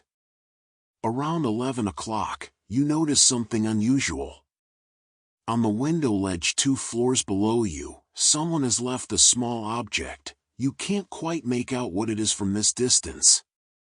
A toy, perhaps, or some kind of ornament. It sits there, inexplicable and out of place, and you wonder how it got there. Did someone drop it from a higher floor and it landed here? Did a window washer from a previous crew leave it behind? The building collects these small mysteries, artifacts of human presence in unexpected places. You make a note to retrieve it when you reach that floor. Leaving debris on the ledges is unprofessional, creates a poor impression for the tenants. You move to the next window, and as you position yourself in front of it, you notice the view has changed slightly. From this angle, you can see the Chrysler Building to the northeast, its distinctive Art Deco spire gleaming in the morning sun. For one brief year, from 1930 to 1931, the Chrysler Building held the title of world's tallest building at 1,046 feet. Then the Empire State Building opened at 1,250 feet, claiming the title decisively. There was a rivalry between the two buildings during construction, each trying to outdo the other, each architect and developer determined to build the tallest structure. The Empire State won that competition, and its victory seems total from up here, with the Chrysler Building looking almost modest in comparison. Your rope creaks as you shift your weight, a sound you've come to know as intimately as your own breathing. The rope is your lifeline, your connection to safety, and you're always aware of it, its tension, its texture, its responsiveness to your movements. The building itself used 200,000 cubic feet of Indiana limestone for its facade, along with granite for the base and aluminum for the decorative elements. All of it assembled piece by piece, block by block, until this massive structure took shape. Your rope is tested to hold 5,400 pounds, but the building beneath you is held together by forces immeasurably greater, steel rivets driven white-hot into place, concrete poured and cured to stone-like hardness, the fundamental physics of compression and tension that keep tall buildings standing. By 11:30, the west face is fully illuminated, and the temperature has risen to something almost pleasant. Your work clothes, which felt heavy and confining this morning, now feel comfortable, broken in by hours of use. You've reached the 77th floor, the lowest point of today's assignment. Just a few more windows, and you'll break for lunch. The anticipation of rest makes the work go faster somehow, your movements becoming more efficient as the finish line approaches. You reach the mysterious object you spotted earlier. It's a small rubber ball, red and worn, the kind a child might play with. How it ended up on a window ledge 77 stories above the ground is a mystery you'll never solve. You pocket it, planning to turn it into the lost and found in the basement, though you doubt anyone will ever claim it. The building is full of these small lost things, umbrellas left in elevators, gloves dropped in hallways, forgotten lunches in refrigerators. The detritus of thousands of people moving through the same space, leaving traces of their presence behind. The final window of the morning shift is directly above a setback, and when you finish cleaning it and look down, you can see the terrace below, a flat expanse of the building's roof where the structure steps back before rising again. The setbacks serve multiple purposes. They allow light to reach the streets below, they create visual interest in the building's profile, and they provide emergency access points for maintenance. During construction, materials were hoisted to these setbacks and then distributed to the floors above. Now they sit mostly empty, occasionally visited by maintenance crews or window washers, silent horizontal spaces in an otherwise vertical world. You pull yourself up through the window at 12:05, 5 minutes past when lunch officially begins, but well within acceptable limits. Your body is tired but not exhausted. You've found your rhythm for the day, that sustainable pace that allows you to work for hours without depleting yourself completely. In the hallway, you can smell food. Someone on this floor has brought in lunch from a delicatessen, and the scent of pastrami and rye bread makes your stomach growl. The crew gathers in the service stairwell again, the same spot as yesterday, the same configuration of men sitting on concrete steps eating from metal lunch pails. The familiarity is comforting. George lights a cigarette and leans back against the wall. Eddie opens his newspaper. Tom produces an orange from his lunch pail and begins to peel it. The citrus smells sharp and fresh in the enclosed space. Frank, as always, eats in near silence, methodically working through his sandwiches with the same careful attention he brings to washing windows. Building management is talking about installing air conditioning, George says, exhaling smoke toward the ceiling. Not just for the offices, for the whole building. They want to be the first fully air-conditioned skyscraper in the city. That'll cost a fortune, Eddie says, not looking up from his paper. Everything about this building costs a fortune, George replies. But they figure if they're going to fill those empty floors, they need to offer something other buildings don't have. Air conditioning is the latest thing, people will pay extra for it. You eat your lunch and listen to the conversation without participating much. The building's amenities and innovations are interesting in an abstract way, but they don't directly affect your work. Whether the offices are air-conditioned or not, the windows still need to be cleaned. Whether the building is 80% empty or completely full, your job remains the same. There's something reassuring about this. Your work is fundamental, unchanging, immune to the fluctuations of the economy or the whims of building management. Tom finishes his orange and produces a small harmonica from his pocket. He plays a few notes, not a song exactly, just a brief melody that echoes off the concrete walls. No one objects. The music is pleasant, a momentary break from the usual silence. He plays for perhaps 30 seconds, then tucks the harmonica away and returns to his lunch. You wonder if he plays at home, if he has ambitions beyond window washing. He's young enough that this might just be a temporary job, a way to earn money until something better comes along. Or perhaps, like you, he'll find that the work suits him, that there's satisfaction in the routine and the craft and the strange vertigo of hanging between earth and sky. The lunch break stretches out, each man taking the full 30 minutes allotted. There's no rushing, no sense of urgency. The afternoon will come soon enough, bringing its own demands. For now, there's just this moment, sitting on concrete steps, eating simple food, listening to the building hum around you.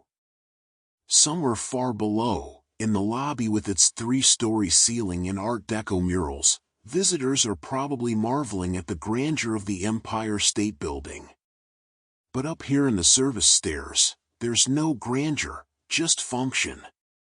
This is the building's working heart, where the people who keep it running take their brief respite from labor. At 12:35, George stands, signaling the end of the break. One by one, the crew members stand as well, gathering their lunch pails, stretching stiff muscles, preparing to return to work. You follow them back down the hallway to the windows where your ropes still hang, waiting. The afternoon sun is bright now, almost harsh, and you squint against it as you approach your assigned window.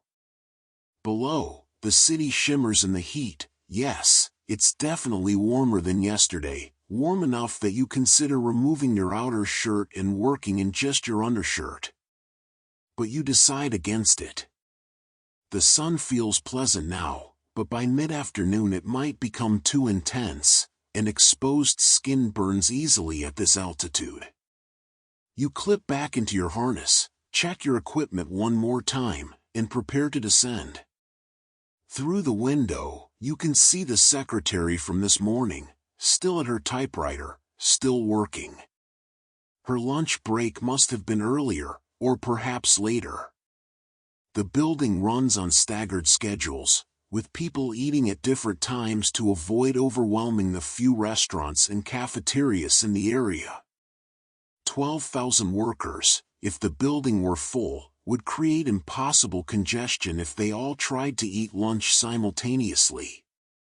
You step backward off the ledge, and the rope takes your weight, and the afternoon begins.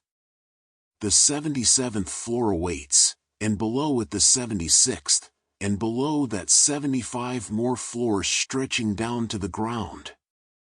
But you won't clean all of them today, just these few, just your assigned section. Tomorrow there will be different floors, a different face of the building, the same work in a slightly different location. The routine continues, endless and unchanging, a meditation in glass and stone and the steady rhythm of labor. The afternoon sun beats down with surprising intensity for October, and by 1:30 you've begun to sweat through your shirt. The west face of the building catches the full force of the afternoon light, and the limestone seems to radiate heat back at you. You're working on the 75th floor now, having descended 2 floors since lunch, and your rhythm has slowed slightly in the heat. You take more frequent pauses to wipe your forehead, to adjust your grip on the squeegee, to simply hang for a moment and feel the wind against your face. The building below you is a study in contrasts. The shaded side to the north still looks cool and gray, while the sun-drenched west face glows almost white. The architects chose Indiana limestone specifically for its color and durability. The stone came from quarries in southern Indiana, cut into blocks and shipped to New York by rail. Each block was numbered and placed according to precise specifications, creating the smooth, uniform facade that defines the building's appearance. Tens of thousands of blocks, each one cut and fitted perfectly, all assembled in just over a year. The scale of the coordination required staggers the imagination. You move to the next window and notice something you've seen before but never quite gotten used to, your own reflection in the glass, distorted slightly by the angle and the light. You see yourself as the office workers must see you, a figure suspended in space, surrounded by nothing but air and sky, impossibly vulnerable and yet somehow competent, going about your work as casually as if you were standing on solid ground. The cognitive dissonance never quite resolves. You know you're safe, that your equipment is sound, that you've done this countless times before. Yet some part of your brain continues to insist that this is madness, that humans aren't meant to hang 75 stories above the street. Around 2 o'clock, you hear a sound that makes you look up, an airplane passing overhead, its engine a distant drone. It's flying lower than usual, probably heading to Newark Airport across the river. The Empire State Building was designed with aviation in mind, though not in the way most people think.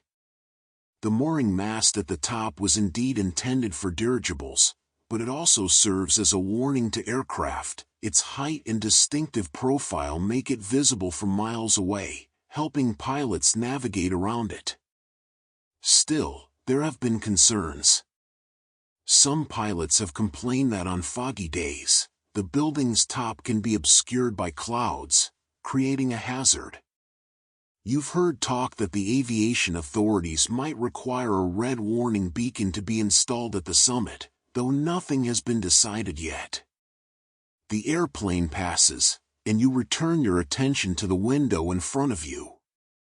The glass here is particularly dirty, coated with a film of soot and automotive exhaust that has baked onto the surface in the sun.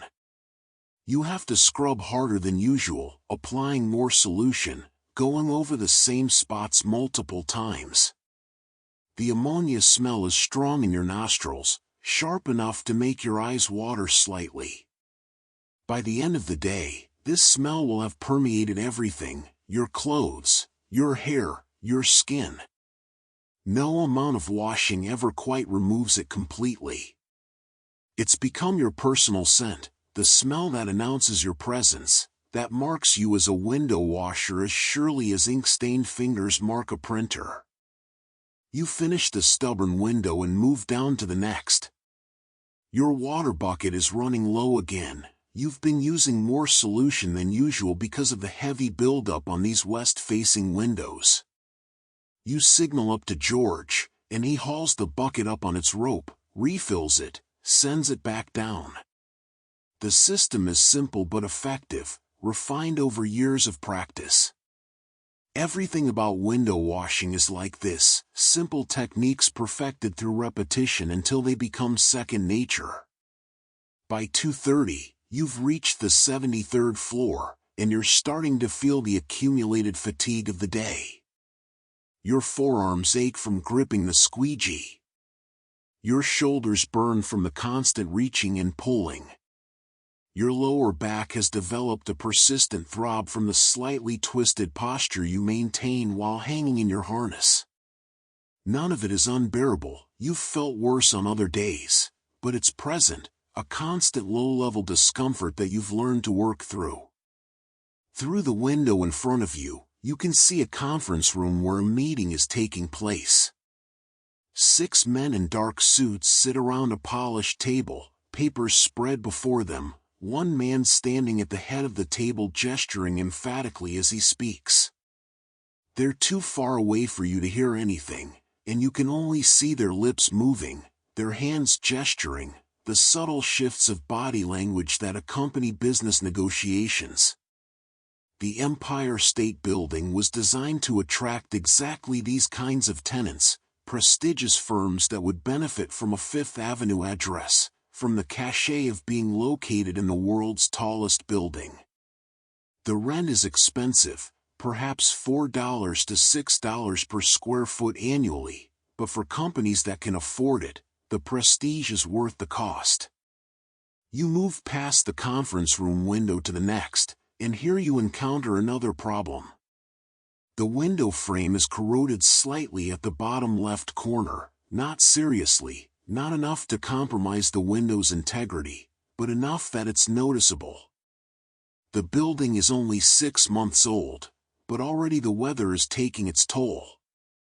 Rain, snow, ice, sun, all of it works constantly to break down materials, to find weaknesses, to exploit them. The building requires constant vigilance, constant maintenance, constant care. It's not enough to build something magnificent, you must also preserve it, day after day, year after year, fighting the slow entropy that claims all things. Around 3 o'clock, the wind picks up, gusting strong enough that you have to pause your work and simply hold on, letting the gust pass. The rope sways, and you sway with it, becoming part of the building's movement rather than fighting against it. This is something you learned early. You can't resist the wind at this height, can't remain rigid against it. You have to flex, to give, to become like the building itself, which was designed to sway slightly rather than stand absolutely firm. Rigidity breaks. Flexibility survives. The gust passes, and you return to work. The window you're cleaning now looks into what appears to be an empty office, no furniture, no occupants, just bare walls and a floor. One of the vacant spaces that have earned the building its unfortunate nickname. You wonder how long this office has stood empty, whether anyone has ever worked here at all. The building opened in the depths of the Depression, at possibly the worst time in modern history to try to rent office space. Yet the owners persist, maintaining the building as if it were fully occupied, trusting that eventually the economy will recover, that tenants will come, that the investment will pay off. You finish the window and glance at your pocket watch, 3:15. Another 2.5 hours until quitting time. The afternoon stretches ahead, each window requiring the same careful attention as the last, the same repetitive motions, the same patient work. There's no way to speed it up, no shortcut that doesn't compromise quality. 3 minutes per window, multiplied by however many windows remain, equals the time you have left. Mathematics as simple and unforgiving as gravity. By 3:45, you've descended to the 71st floor, and the afternoon sun has shifted enough that you're working partially in shadow again. The relief from the direct sun is immediate, the temperature drops, your sweat begins to dry, your discomfort eases slightly. You've always preferred working in shade, though you understand that some of your colleagues like the warmth of the sun, especially in winter when any heat is welcome. The building's shadow has grown longer, stretching eastward across the surrounding blocks. From up here, you can watch the shadow move, covering buildings and streets like a slowly advancing tide. The Empire State Building's shadow is substantial enough to affect the temperature on the streets below. Areas in shadow can be several degrees cooler than those in sun. The building shapes the environment around it in countless ways, most of them invisible to the people who live and work in that environment. You clean another window, then another. The work continues, relentless and unchanging. Your mind has gone quiet now, entering that meditative state where thought and action merge, where you're no longer consciously directing your movements but simply allowing them to happen. This is when the work becomes almost pleasant, when the repetition creates a kind of peace. You're not thinking about the future or dwelling on the past, you're simply here, now, suspended in space, making glass transparent. Through a window on the 71st floor, you see a woman sitting at a desk, crying quietly. Her shoulders shake, and she dabs at her eyes with a handkerchief, trying to compose herself. You look away immediately, feeling like you've intruded on something private. Whatever sorrow she's experiencing is hers alone, and you have no right to witness it. Still, the image stays with you as you move to the next window.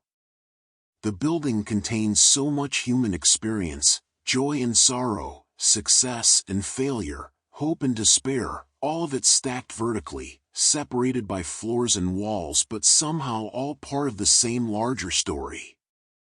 The afternoon wears on.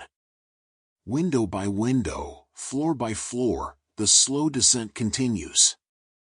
Above you, Tom and Frank are working their own sections, making their own progress. Below you, Eddie has already finished his assigned area and climbed back up to help George with a particularly dirty section on the 78th floor. The crew works together, covering for each other, ensuring that the day's work gets done regardless of individual challenges. By 4:30, you're on the 69th floor, and your body has moved beyond tiredness into a kind of numb acceptance. Everything aches, your hands, your arms, your shoulders, your back, your legs. But the ache has become so constant that you barely notice it anymore. It's simply the background sensation of your existence, the price you pay for earning your wages. Your father worked in a factory for 30 years and came home every night with aching feet and a sore back. Your grandfather worked on a farm and knew the deep bone tiredness that comes from physical labor. This is your inheritance, your connection to the long line of working men who came before you. You clean another window, the movement's automatic now. Dip the rag, wash in circles, squeegee in straight lines, wipe the blade, descend. The ritual continues, unchanging and eternal, a meditation in labor, a prayer in glass and water in the steady rhythm of work. The city below prepares for evening, you can sense it somehow, even from up here, some change in the quality of the light or the pattern of the traffic. Soon people will begin leaving their offices, flooding the streets, heading home to their own lives, their own dinners, their own families. But not yet. There are still windows to clean, still work to be done. You descend another 3 feet, position yourself in front of the next pane of glass, and begin again. The squeegee moves across the surface, leaving clarity in its wake, transforming the dusty and obscured into the clean and transparent. This is what you do. This is who you are. A window washer on the Empire State Building, suspended between earth and sky, doing the boring, essential, invisible work that keeps the world turning. By 5 o'clock, you've reached the 67th floor, and you can feel the day beginning to wind down. Not in your work, you're still moving at the same steady pace, maintaining the same careful attention, but in the building around you. Through windows, you see office workers tidying their desks, covering their typewriters, preparing to leave for the day. The energy of the building is shifting, transitioning from the focused productivity of the workday to the anticipatory relaxation of evening. Your final window of the day is on the 66th floor, and as you clean it, you allow yourself to feel the satisfaction of a job completed. 8 floors cleaned, dozens of windows made transparent, another day's work done well. The glass beneath your squeegee gleams in the late afternoon light, perfectly clear, unmarred by streaks or spots. This is the standard you hold yourself to, the pride you take in your craft. Anyone can clean a window adequately, but to clean it perfectly requires care and attention and years of practice. You pull yourself up through the window at 5:35, climbing back into the building's interior for the last time today. Your arms shake with the effort. This final ascent is always the hardest, when your muscles are depleted and your body is ready to rest. But you make it, tumbling through the window and lying for a moment on the solid floor, feeling the building's stability beneath you. George appears above you, reaching down to help you up. "Good work today," he says simply. This is high praise from George, who rarely comments on anyone's performance unless there's a problem. You nod your thanks, too tired for words, and begin removing your harness. The buckles resist your fumbling fingers, your hands are stiff and clumsy after hours of gripping tools and rope. Finally, you get the harness off and coil your rope with the same careful attention you give it every evening. The rope is your lifeline, and it deserves respect. The crew assembles and begins the descent to the basement. In the elevator, the operator, the same young woman from this morning, announces each floor in her practiced voice. 65th floor. 64th floor. 63rd floor. The numbers tick down like a countdown, marking your return to the ordinary world of ground level and gravity and solid horizontal surfaces. The building has 67 passenger elevators, and they travel a combined distance of several miles each day, carrying thousands of people up and down. The elevator operators work 8-hour shifts, standing in the small cars, calling out floors, operating the controls with practiced precision. It's its own kind of repetitive labor, its own meditation and routine. The elevator reaches the basement, and you walk through the service corridors to the equipment room. The smell here is familiar, metal and rope and cleaning solution and sweat. It's the smell of work, of honest labor, of men who earn their living with their hands and their bodies. You store your equipment in your locker, checking each piece one final time. The rope goes on its hook, coiled just so. The harness hangs beside it. The squeegees and rags go in the bin for cleaning. Everything in its place, ready for tomorrow. You change out of your work clothes and into the clean ones from your locker. The transformation is always striking, work clothes stiff with dried sweat and chemicals, clean clothes soft and fresh. You become a different person, or at least you feel like one. Not a window washer anymore, just a man heading home, indistinguishable from the thousands of other men flooding out of Manhattan's office buildings at this hour. You punch your time card, 6:02 p.m., and head for the exit. Outside, the October evening is cool and pleasant. The sun is set behind the western buildings, and the sky is painted in shades of orange and purple. The Empire State Building's floodlights have already been turned on, and when you turn to look back at it, the building glows against the darkening sky. The floodlights use enough electricity to power several homes, you've heard, but the effect they create is undeniably impressive. The building doesn't just exist, it announces itself, proclaims its presence, demands to be noticed. You walk to the subway station, joining the flow of commuters heading home. The evening rush is at its peak, the platforms are crowded, the trains packed. You wedge yourself into a car, finding a strap to hold, and the train lurches into motion. The man next to you is reading the evening edition of the newspaper, and you catch glimpses of the headlines. Bank failures continue. Unemployment rises. Roosevelt speaks on economic recovery. The Depression continues to tighten its grip on the country, squeezing harder each month. Yet here you are, employed, earning steady wages, able to provide for yourself and your wife. The gratitude you feel for this is profound. The train emerges from underground as it crosses into the Bronx, and through the windows you can see the city lights spreading out in every direction. Somewhere in that vast grid is the Empire State Building, though you can't see it from here. It rises above everything else, a lighthouse in the urban landscape, visible from nearly everywhere in the city. On a clear day, they say, you can see it from 50 miles away.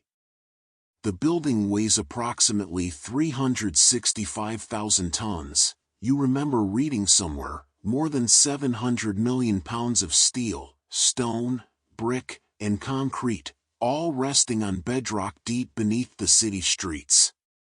The foundation goes down 55 feet to reach solid rock, ensuring that the building will stand for centuries, perhaps millennia. You get off at your stop and climb the stairs to street level.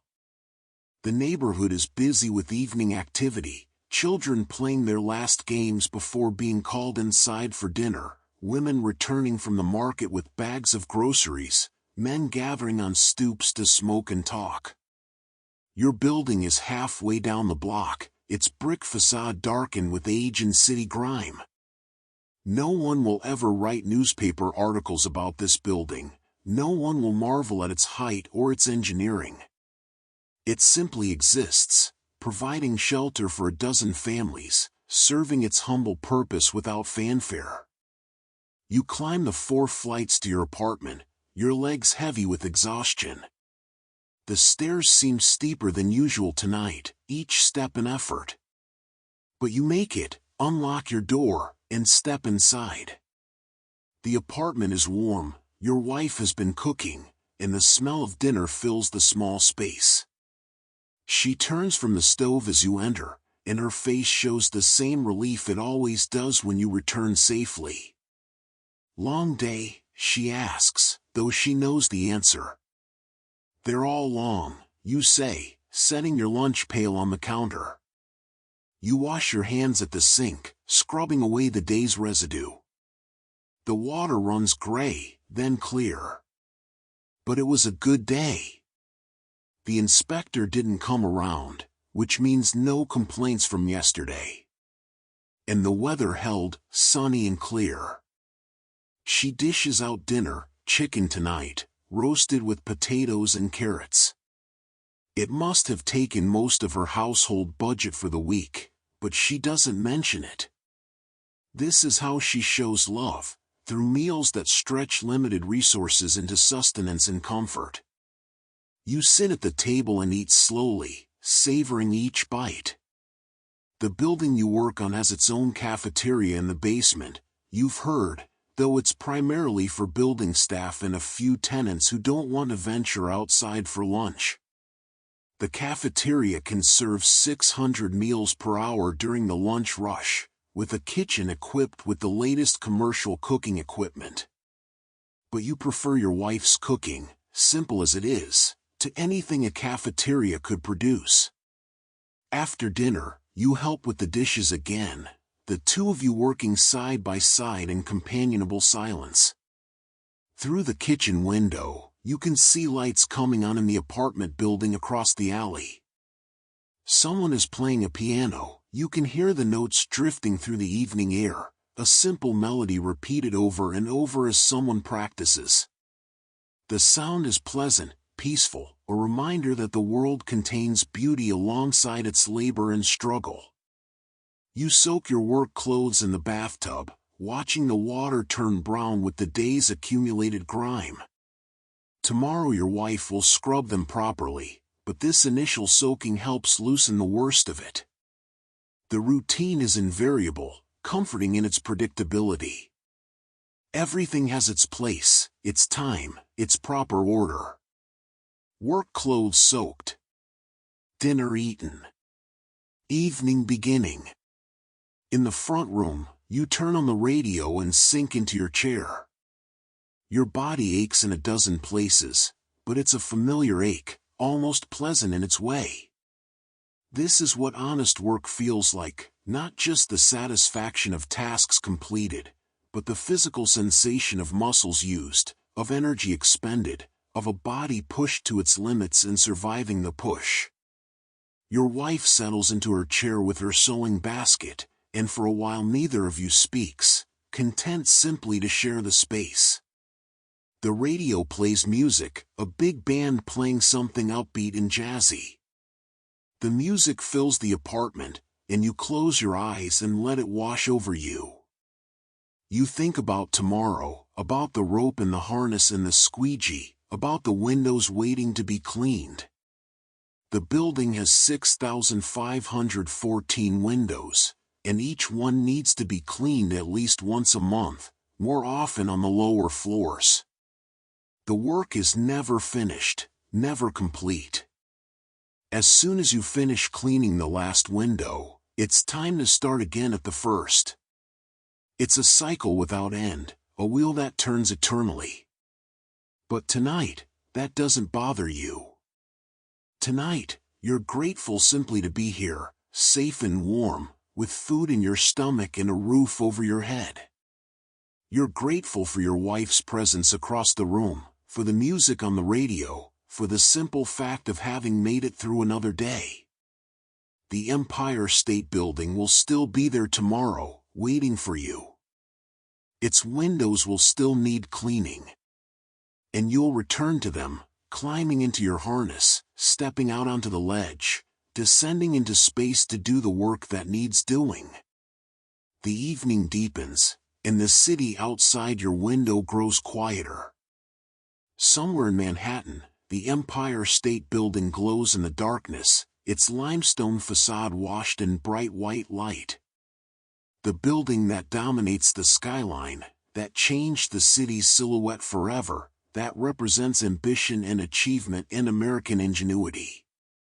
And tomorrow morning, you'll return to it, one small man with a rope and a squeegee, doing their part to keep it gleaming. For now, though, you rest. Your eyes grow heavy, and the music on the radio becomes distant, dreamlike. Your wife's sewing needle flashes in the lamplight, moving in its own steady rhythm. Outside, the city continues its endless motion, trains running, factories operating, lives being lived in their infinite variety.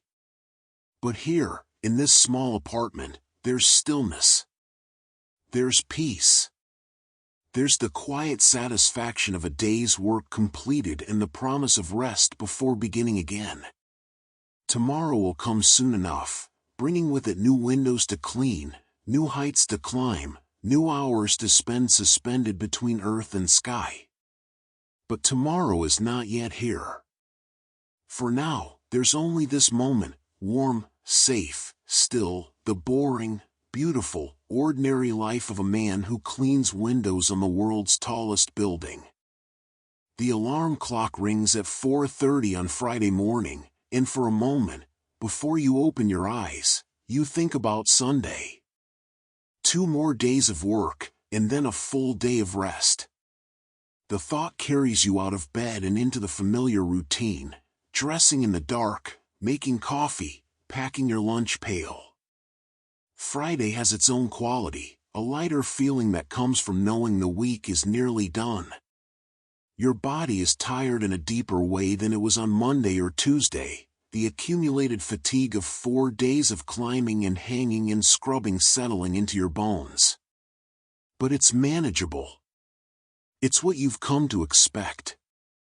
The subway ride is the same as always, though perhaps you notice it a bit more this morning. The other early workers, each one pursuing their own boring daily routine, each one essential to the vast machinery that keeps the city functioning. The baker who will make the bread you'll eat next week. The nurse who will care for the sick. The street cleaner who will sweep the sidewalks. The milkman who will deliver bottles to doorsteps. All of you moving through the pre-dawn darkness, all of you doing what needs to be done. The Empire State Building appears before you at 6:05, and even after months of seeing it every morning, it still has the power to impress. The building covers 2 acres of land at its base, you've heard, the entire block from 5th Avenue to 34th Street. The site once held the original Waldorf Astoria Hotel, which was demolished to make way for this tower. Progress requires destruction, new things rising from the ruins of the old.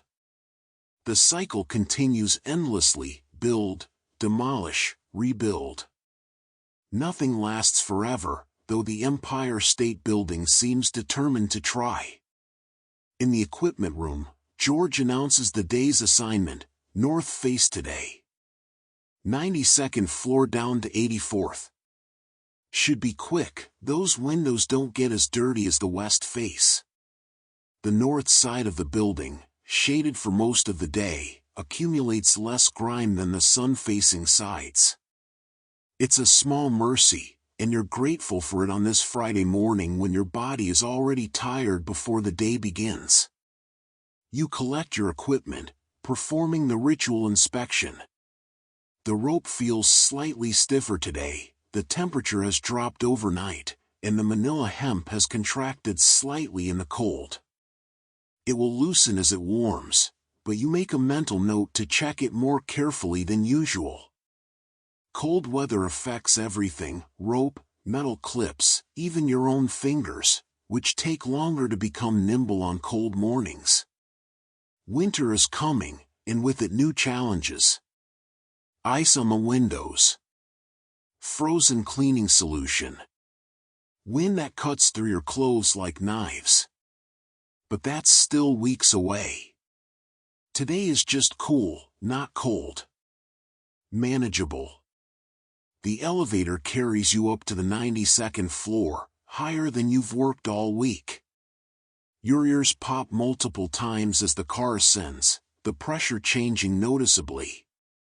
The elevator operator, an older man you haven't seen before, calls out the floors in a voice roughened by decades of cigarette smoke. 50th floor. 60th floor. 70th floor. The numbers climb, and with them your altitude, your distance from the solid ground that represents safety and normalcy. The 92nd floor is part of the building's upper reaches, where the structure has narrowed considerably from the setbacks. Up here, the wind is stronger, more constant, less predictable. When you unlock the window and push it open, the rush of cold air takes your breath away. The view is staggering. From this height, you can see not just the city, but beyond it. The curve of the earth becomes perceptible, or at least you imagine it does. To the east, Long Island stretches out, eventually dissolving into the Atlantic Ocean. To the west, New Jersey's hills roll away toward Pennsylvania.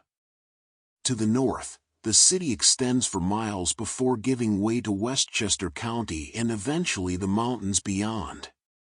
You step out onto the ledge and begin rigging your rope. The wind pushes at you persistently, and you have to brace yourself more firmly than usual. At this height, you're above many of the surrounding buildings, isolated in a way you don't feel on lower floors. The Chrysler Building is still visible to the northeast, but now you're looking slightly down at its spire rather than up. You're higher than almost everything else in the city, higher than water towers and church steeples and apartment rooftops. Only a handful of floors above you remain, and above those, only the mooring mast and the sky itself.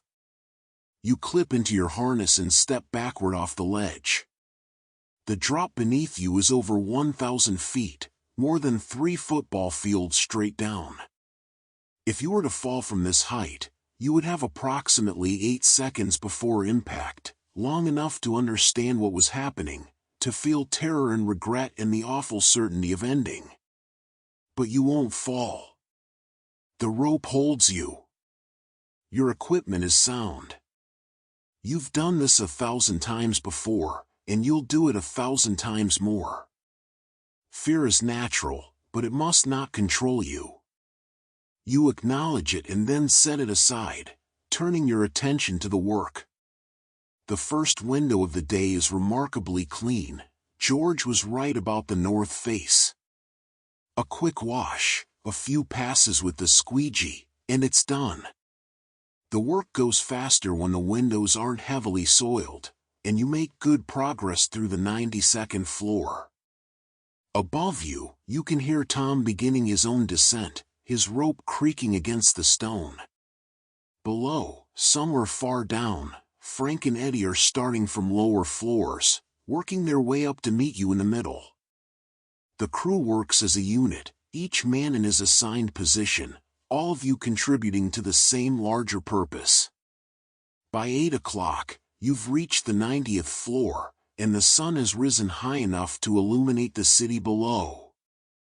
From up here, Manhattan looks like a model of itself, like something built in miniature for display. The streets are perfect grids, the buildings arranged in orderly blocks, the parks precisely shaped rectangles of green. The rivers surrounding the island catch the morning light, turning silver and gold. Boats move along the water, leaving white wakes behind them. The city is waking up, millions of people beginning their days, and you're watching it all from a height that few humans ever experience. You think about the men who built this building, who worked at these heights without the safety equipment you have now.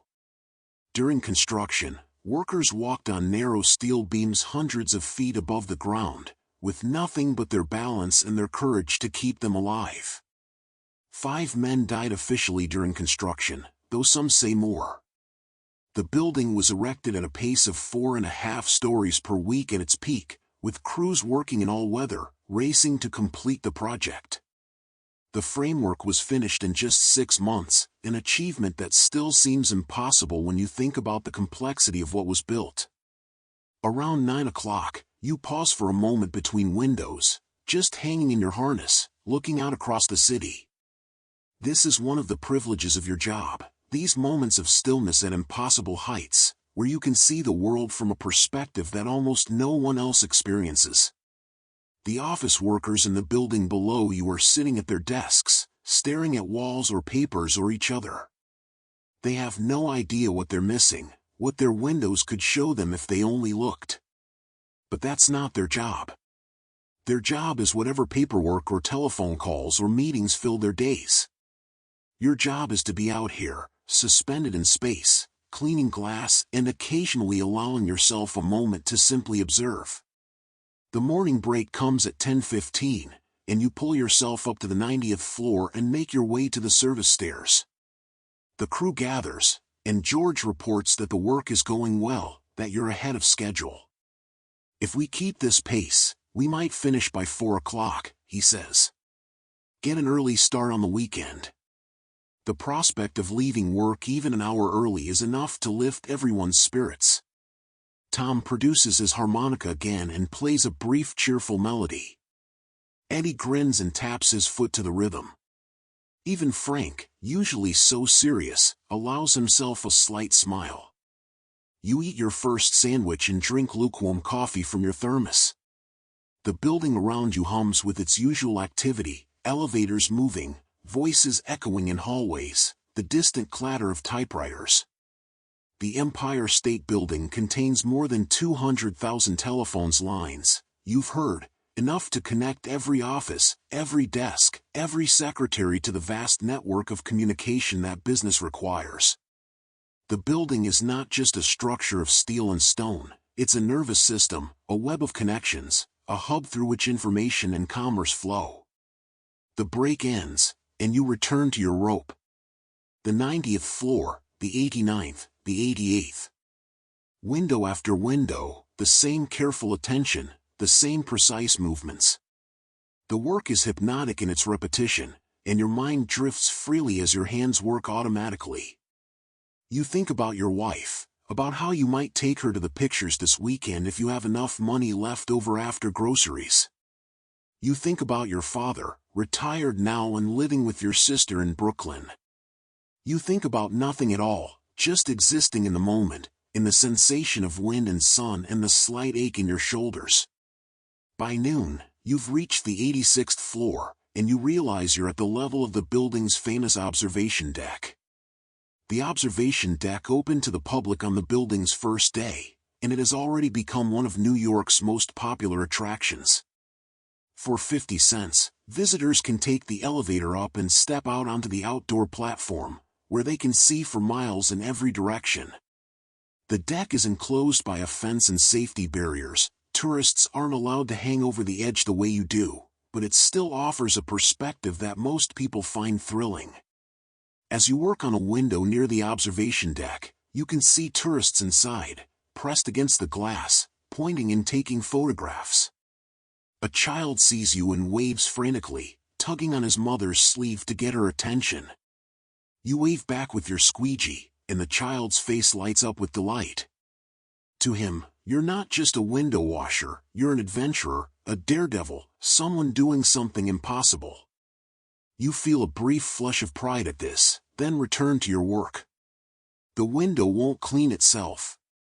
Lunch comes at 12:30, and the crew gathers in the service stairs of the 86th floor, just down the hall from where tourists are marveling at the view. You can hear their voices, their exclamations of wonder, their cameras clicking. They're experiencing the building's height as entertainment, as a thrill, as something remarkable and temporary. You experience it as your workplace, as the ordinary setting of your daily labor. The contrast is striking. What's extraordinary to them is routine to you. Your boring daily life takes place in a setting that others pay money to visit for just an hour. George unwraps his sandwich and nods toward the observation deck. They say the building gets about 10,000 visitors a week coming up here, he says. That's more than 500,000 a year. All of them paying 50 cents each. He does some mental math. That's $250,000 annually just from the observation deck. Not bad for one floor of the building. You eat your lunch and consider this. The observation deck, at 1,050 feet above street level, is the highest publicly accessible point in the city. Higher than anything else, offering views that no other building can match. It's one of the few parts of the Empire State Building that's actually making money reliably, drawing tourists even as office space sits vacant. People will always pay to see the world from a height, to experience that combination of fear and exhilaration that comes from standing at the edge and looking down. After lunch, you continue down to the 85th floor, then the 84th. George was right, you're making excellent time today. The cleaner windows, the good weather, the practiced efficiency of a crew that's worked together for months, it all combines to make the work flow smoothly. By 2 o'clock, you've finished your section, and you pull yourself up through the window for the last time today.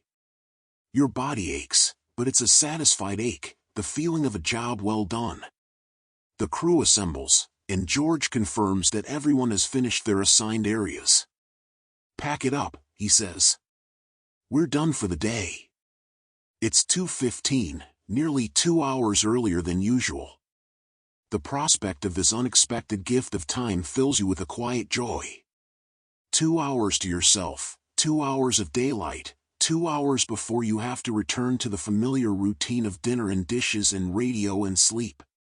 You store your equipment and change your clothes, moving with slightly more energy than usual. The other men are in good spirits too. Eddie is whistling, Tom is talking about going to a baseball game tomorrow, Frank is actually smiling. Early completion of the work feels like a small victory, a reward for competence in effort. You punch out at 2:30, the earliest you've left work in months. Outside, the afternoon is bright and clear, the October sun still high in the sky. The city feels different at this hour, less rushed than the evening commute, more open and spacious. You decide to walk for a while before taking the subway, to enjoy the unexpected freedom of early afternoon. You walk north on Fifth Avenue, past shops and restaurants and hotels, past other skyscrapers that seem small compared to the one you've just left. You stop at a newsstand and buy a paper, something you rarely do, usually getting your news from the radio at home. The headline announces that the building officially has 37 million cubic feet of interior space, making it the largest single commercial building in the world by volume. You fold the paper under your arm and continue walking, thinking about those millions of cubic feet, all of it enclosed in glass that you help keep clean.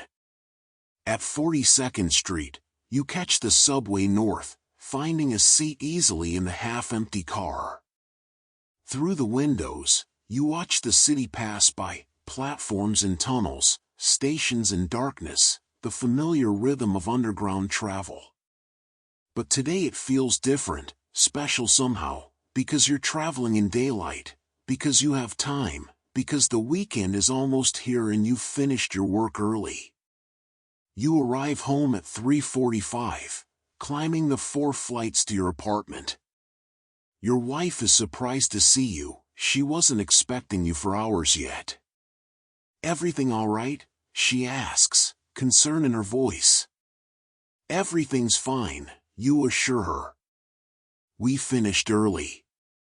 The windows were cleaner than usual. You wash your hands at the sink and sit at the kitchen table, suddenly unsure what to do with yourself. Your body is still on work time, still expecting hours more of labor. The unexpected rest feels almost uncomfortable, like a coat that doesn't quite fit. Your wife brings you a cup of tea, a luxury, since tea costs money, and sits across from you. "Tell me about your day," she says, and you do.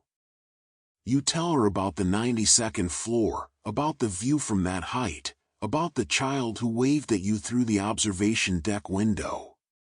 You tell her about the rope and the wind and the squeegee, about the meditation that repetitive work becomes, about the satisfaction of windows cleaned perfectly. She listens, and in her listening, you understand something you've always known but never quite articulated. Your work matters not because it's glamorous or important in any grand sense, but because it's yours. It's what you do, what you contribute, how you make your way in the world. The Empire State Building will stand for decades, perhaps centuries, and in some small way, you'll be part of why. Every window you've cleaned, every streak you've removed, every hour you've spent suspended in space, it all adds up to something. Not something grand, perhaps, but something real. Something honest. Something necessary. The afternoon passes quietly. You rest, you read the newspaper, you simply exist in the luxury of unexpected free time. Your body begins to relax, the tension of the work week slowly releasing. By the time dinner comes, you feel more rested than you have in days. After dinner, you and your wife take a walk, something you rarely have time or energy for on weekday evenings. You walk through your neighborhood, nodding to neighbors, watching children play in the streets. the evening is cool but pleasant, and the city feels almost peaceful at this hour, before full darkness falls. As you walk, you find yourself thinking about Monday, about returning to the building, about climbing into your harness and stepping out onto the ledge once more. The thought doesn't fill you with dread or anticipation, just acceptance. This is what you do. This is your boring daily life. And somehow, in its very ordinariness, it's enough. More than enough. It's everything. You return home as the streetlights are coming on, and through your apartment window, you can see the distant glow of Manhattan's skyline. Somewhere out there, the Empire State Building rises into the evening sky, its floodlights washing the limestone in bright white light. The building that dominates the skyline. The building that you, in your small way, help maintain. The building that will stand long after you're gone, a monument to human ambition and achievement in the steady, patient work of countless ordinary people doing their jobs, day after day after day. You settle into your chair, and your wife turns on the radio. Music fills the apartment, something slow and gentle, perfect for a Friday evening. You close your eyes and let the music wash over you, feeling the deep tiredness in your bones, the satisfaction of a week completed, the quiet contentment of a life lived honestly. Tomorrow is Saturday. Tomorrow there will be more windows to clean, more hours to spend suspended between earth and sky. But tomorrow is not yet here. For now, there's only this moment, warm, safe, still, the boring, beautiful, ordinary life of a man who cleans windows on the world's tallest building. A man who does his work well, who comes home safely each evening, who lives his small life with quiet dignity. And that, in the end, is enough. More than enough. It's everything.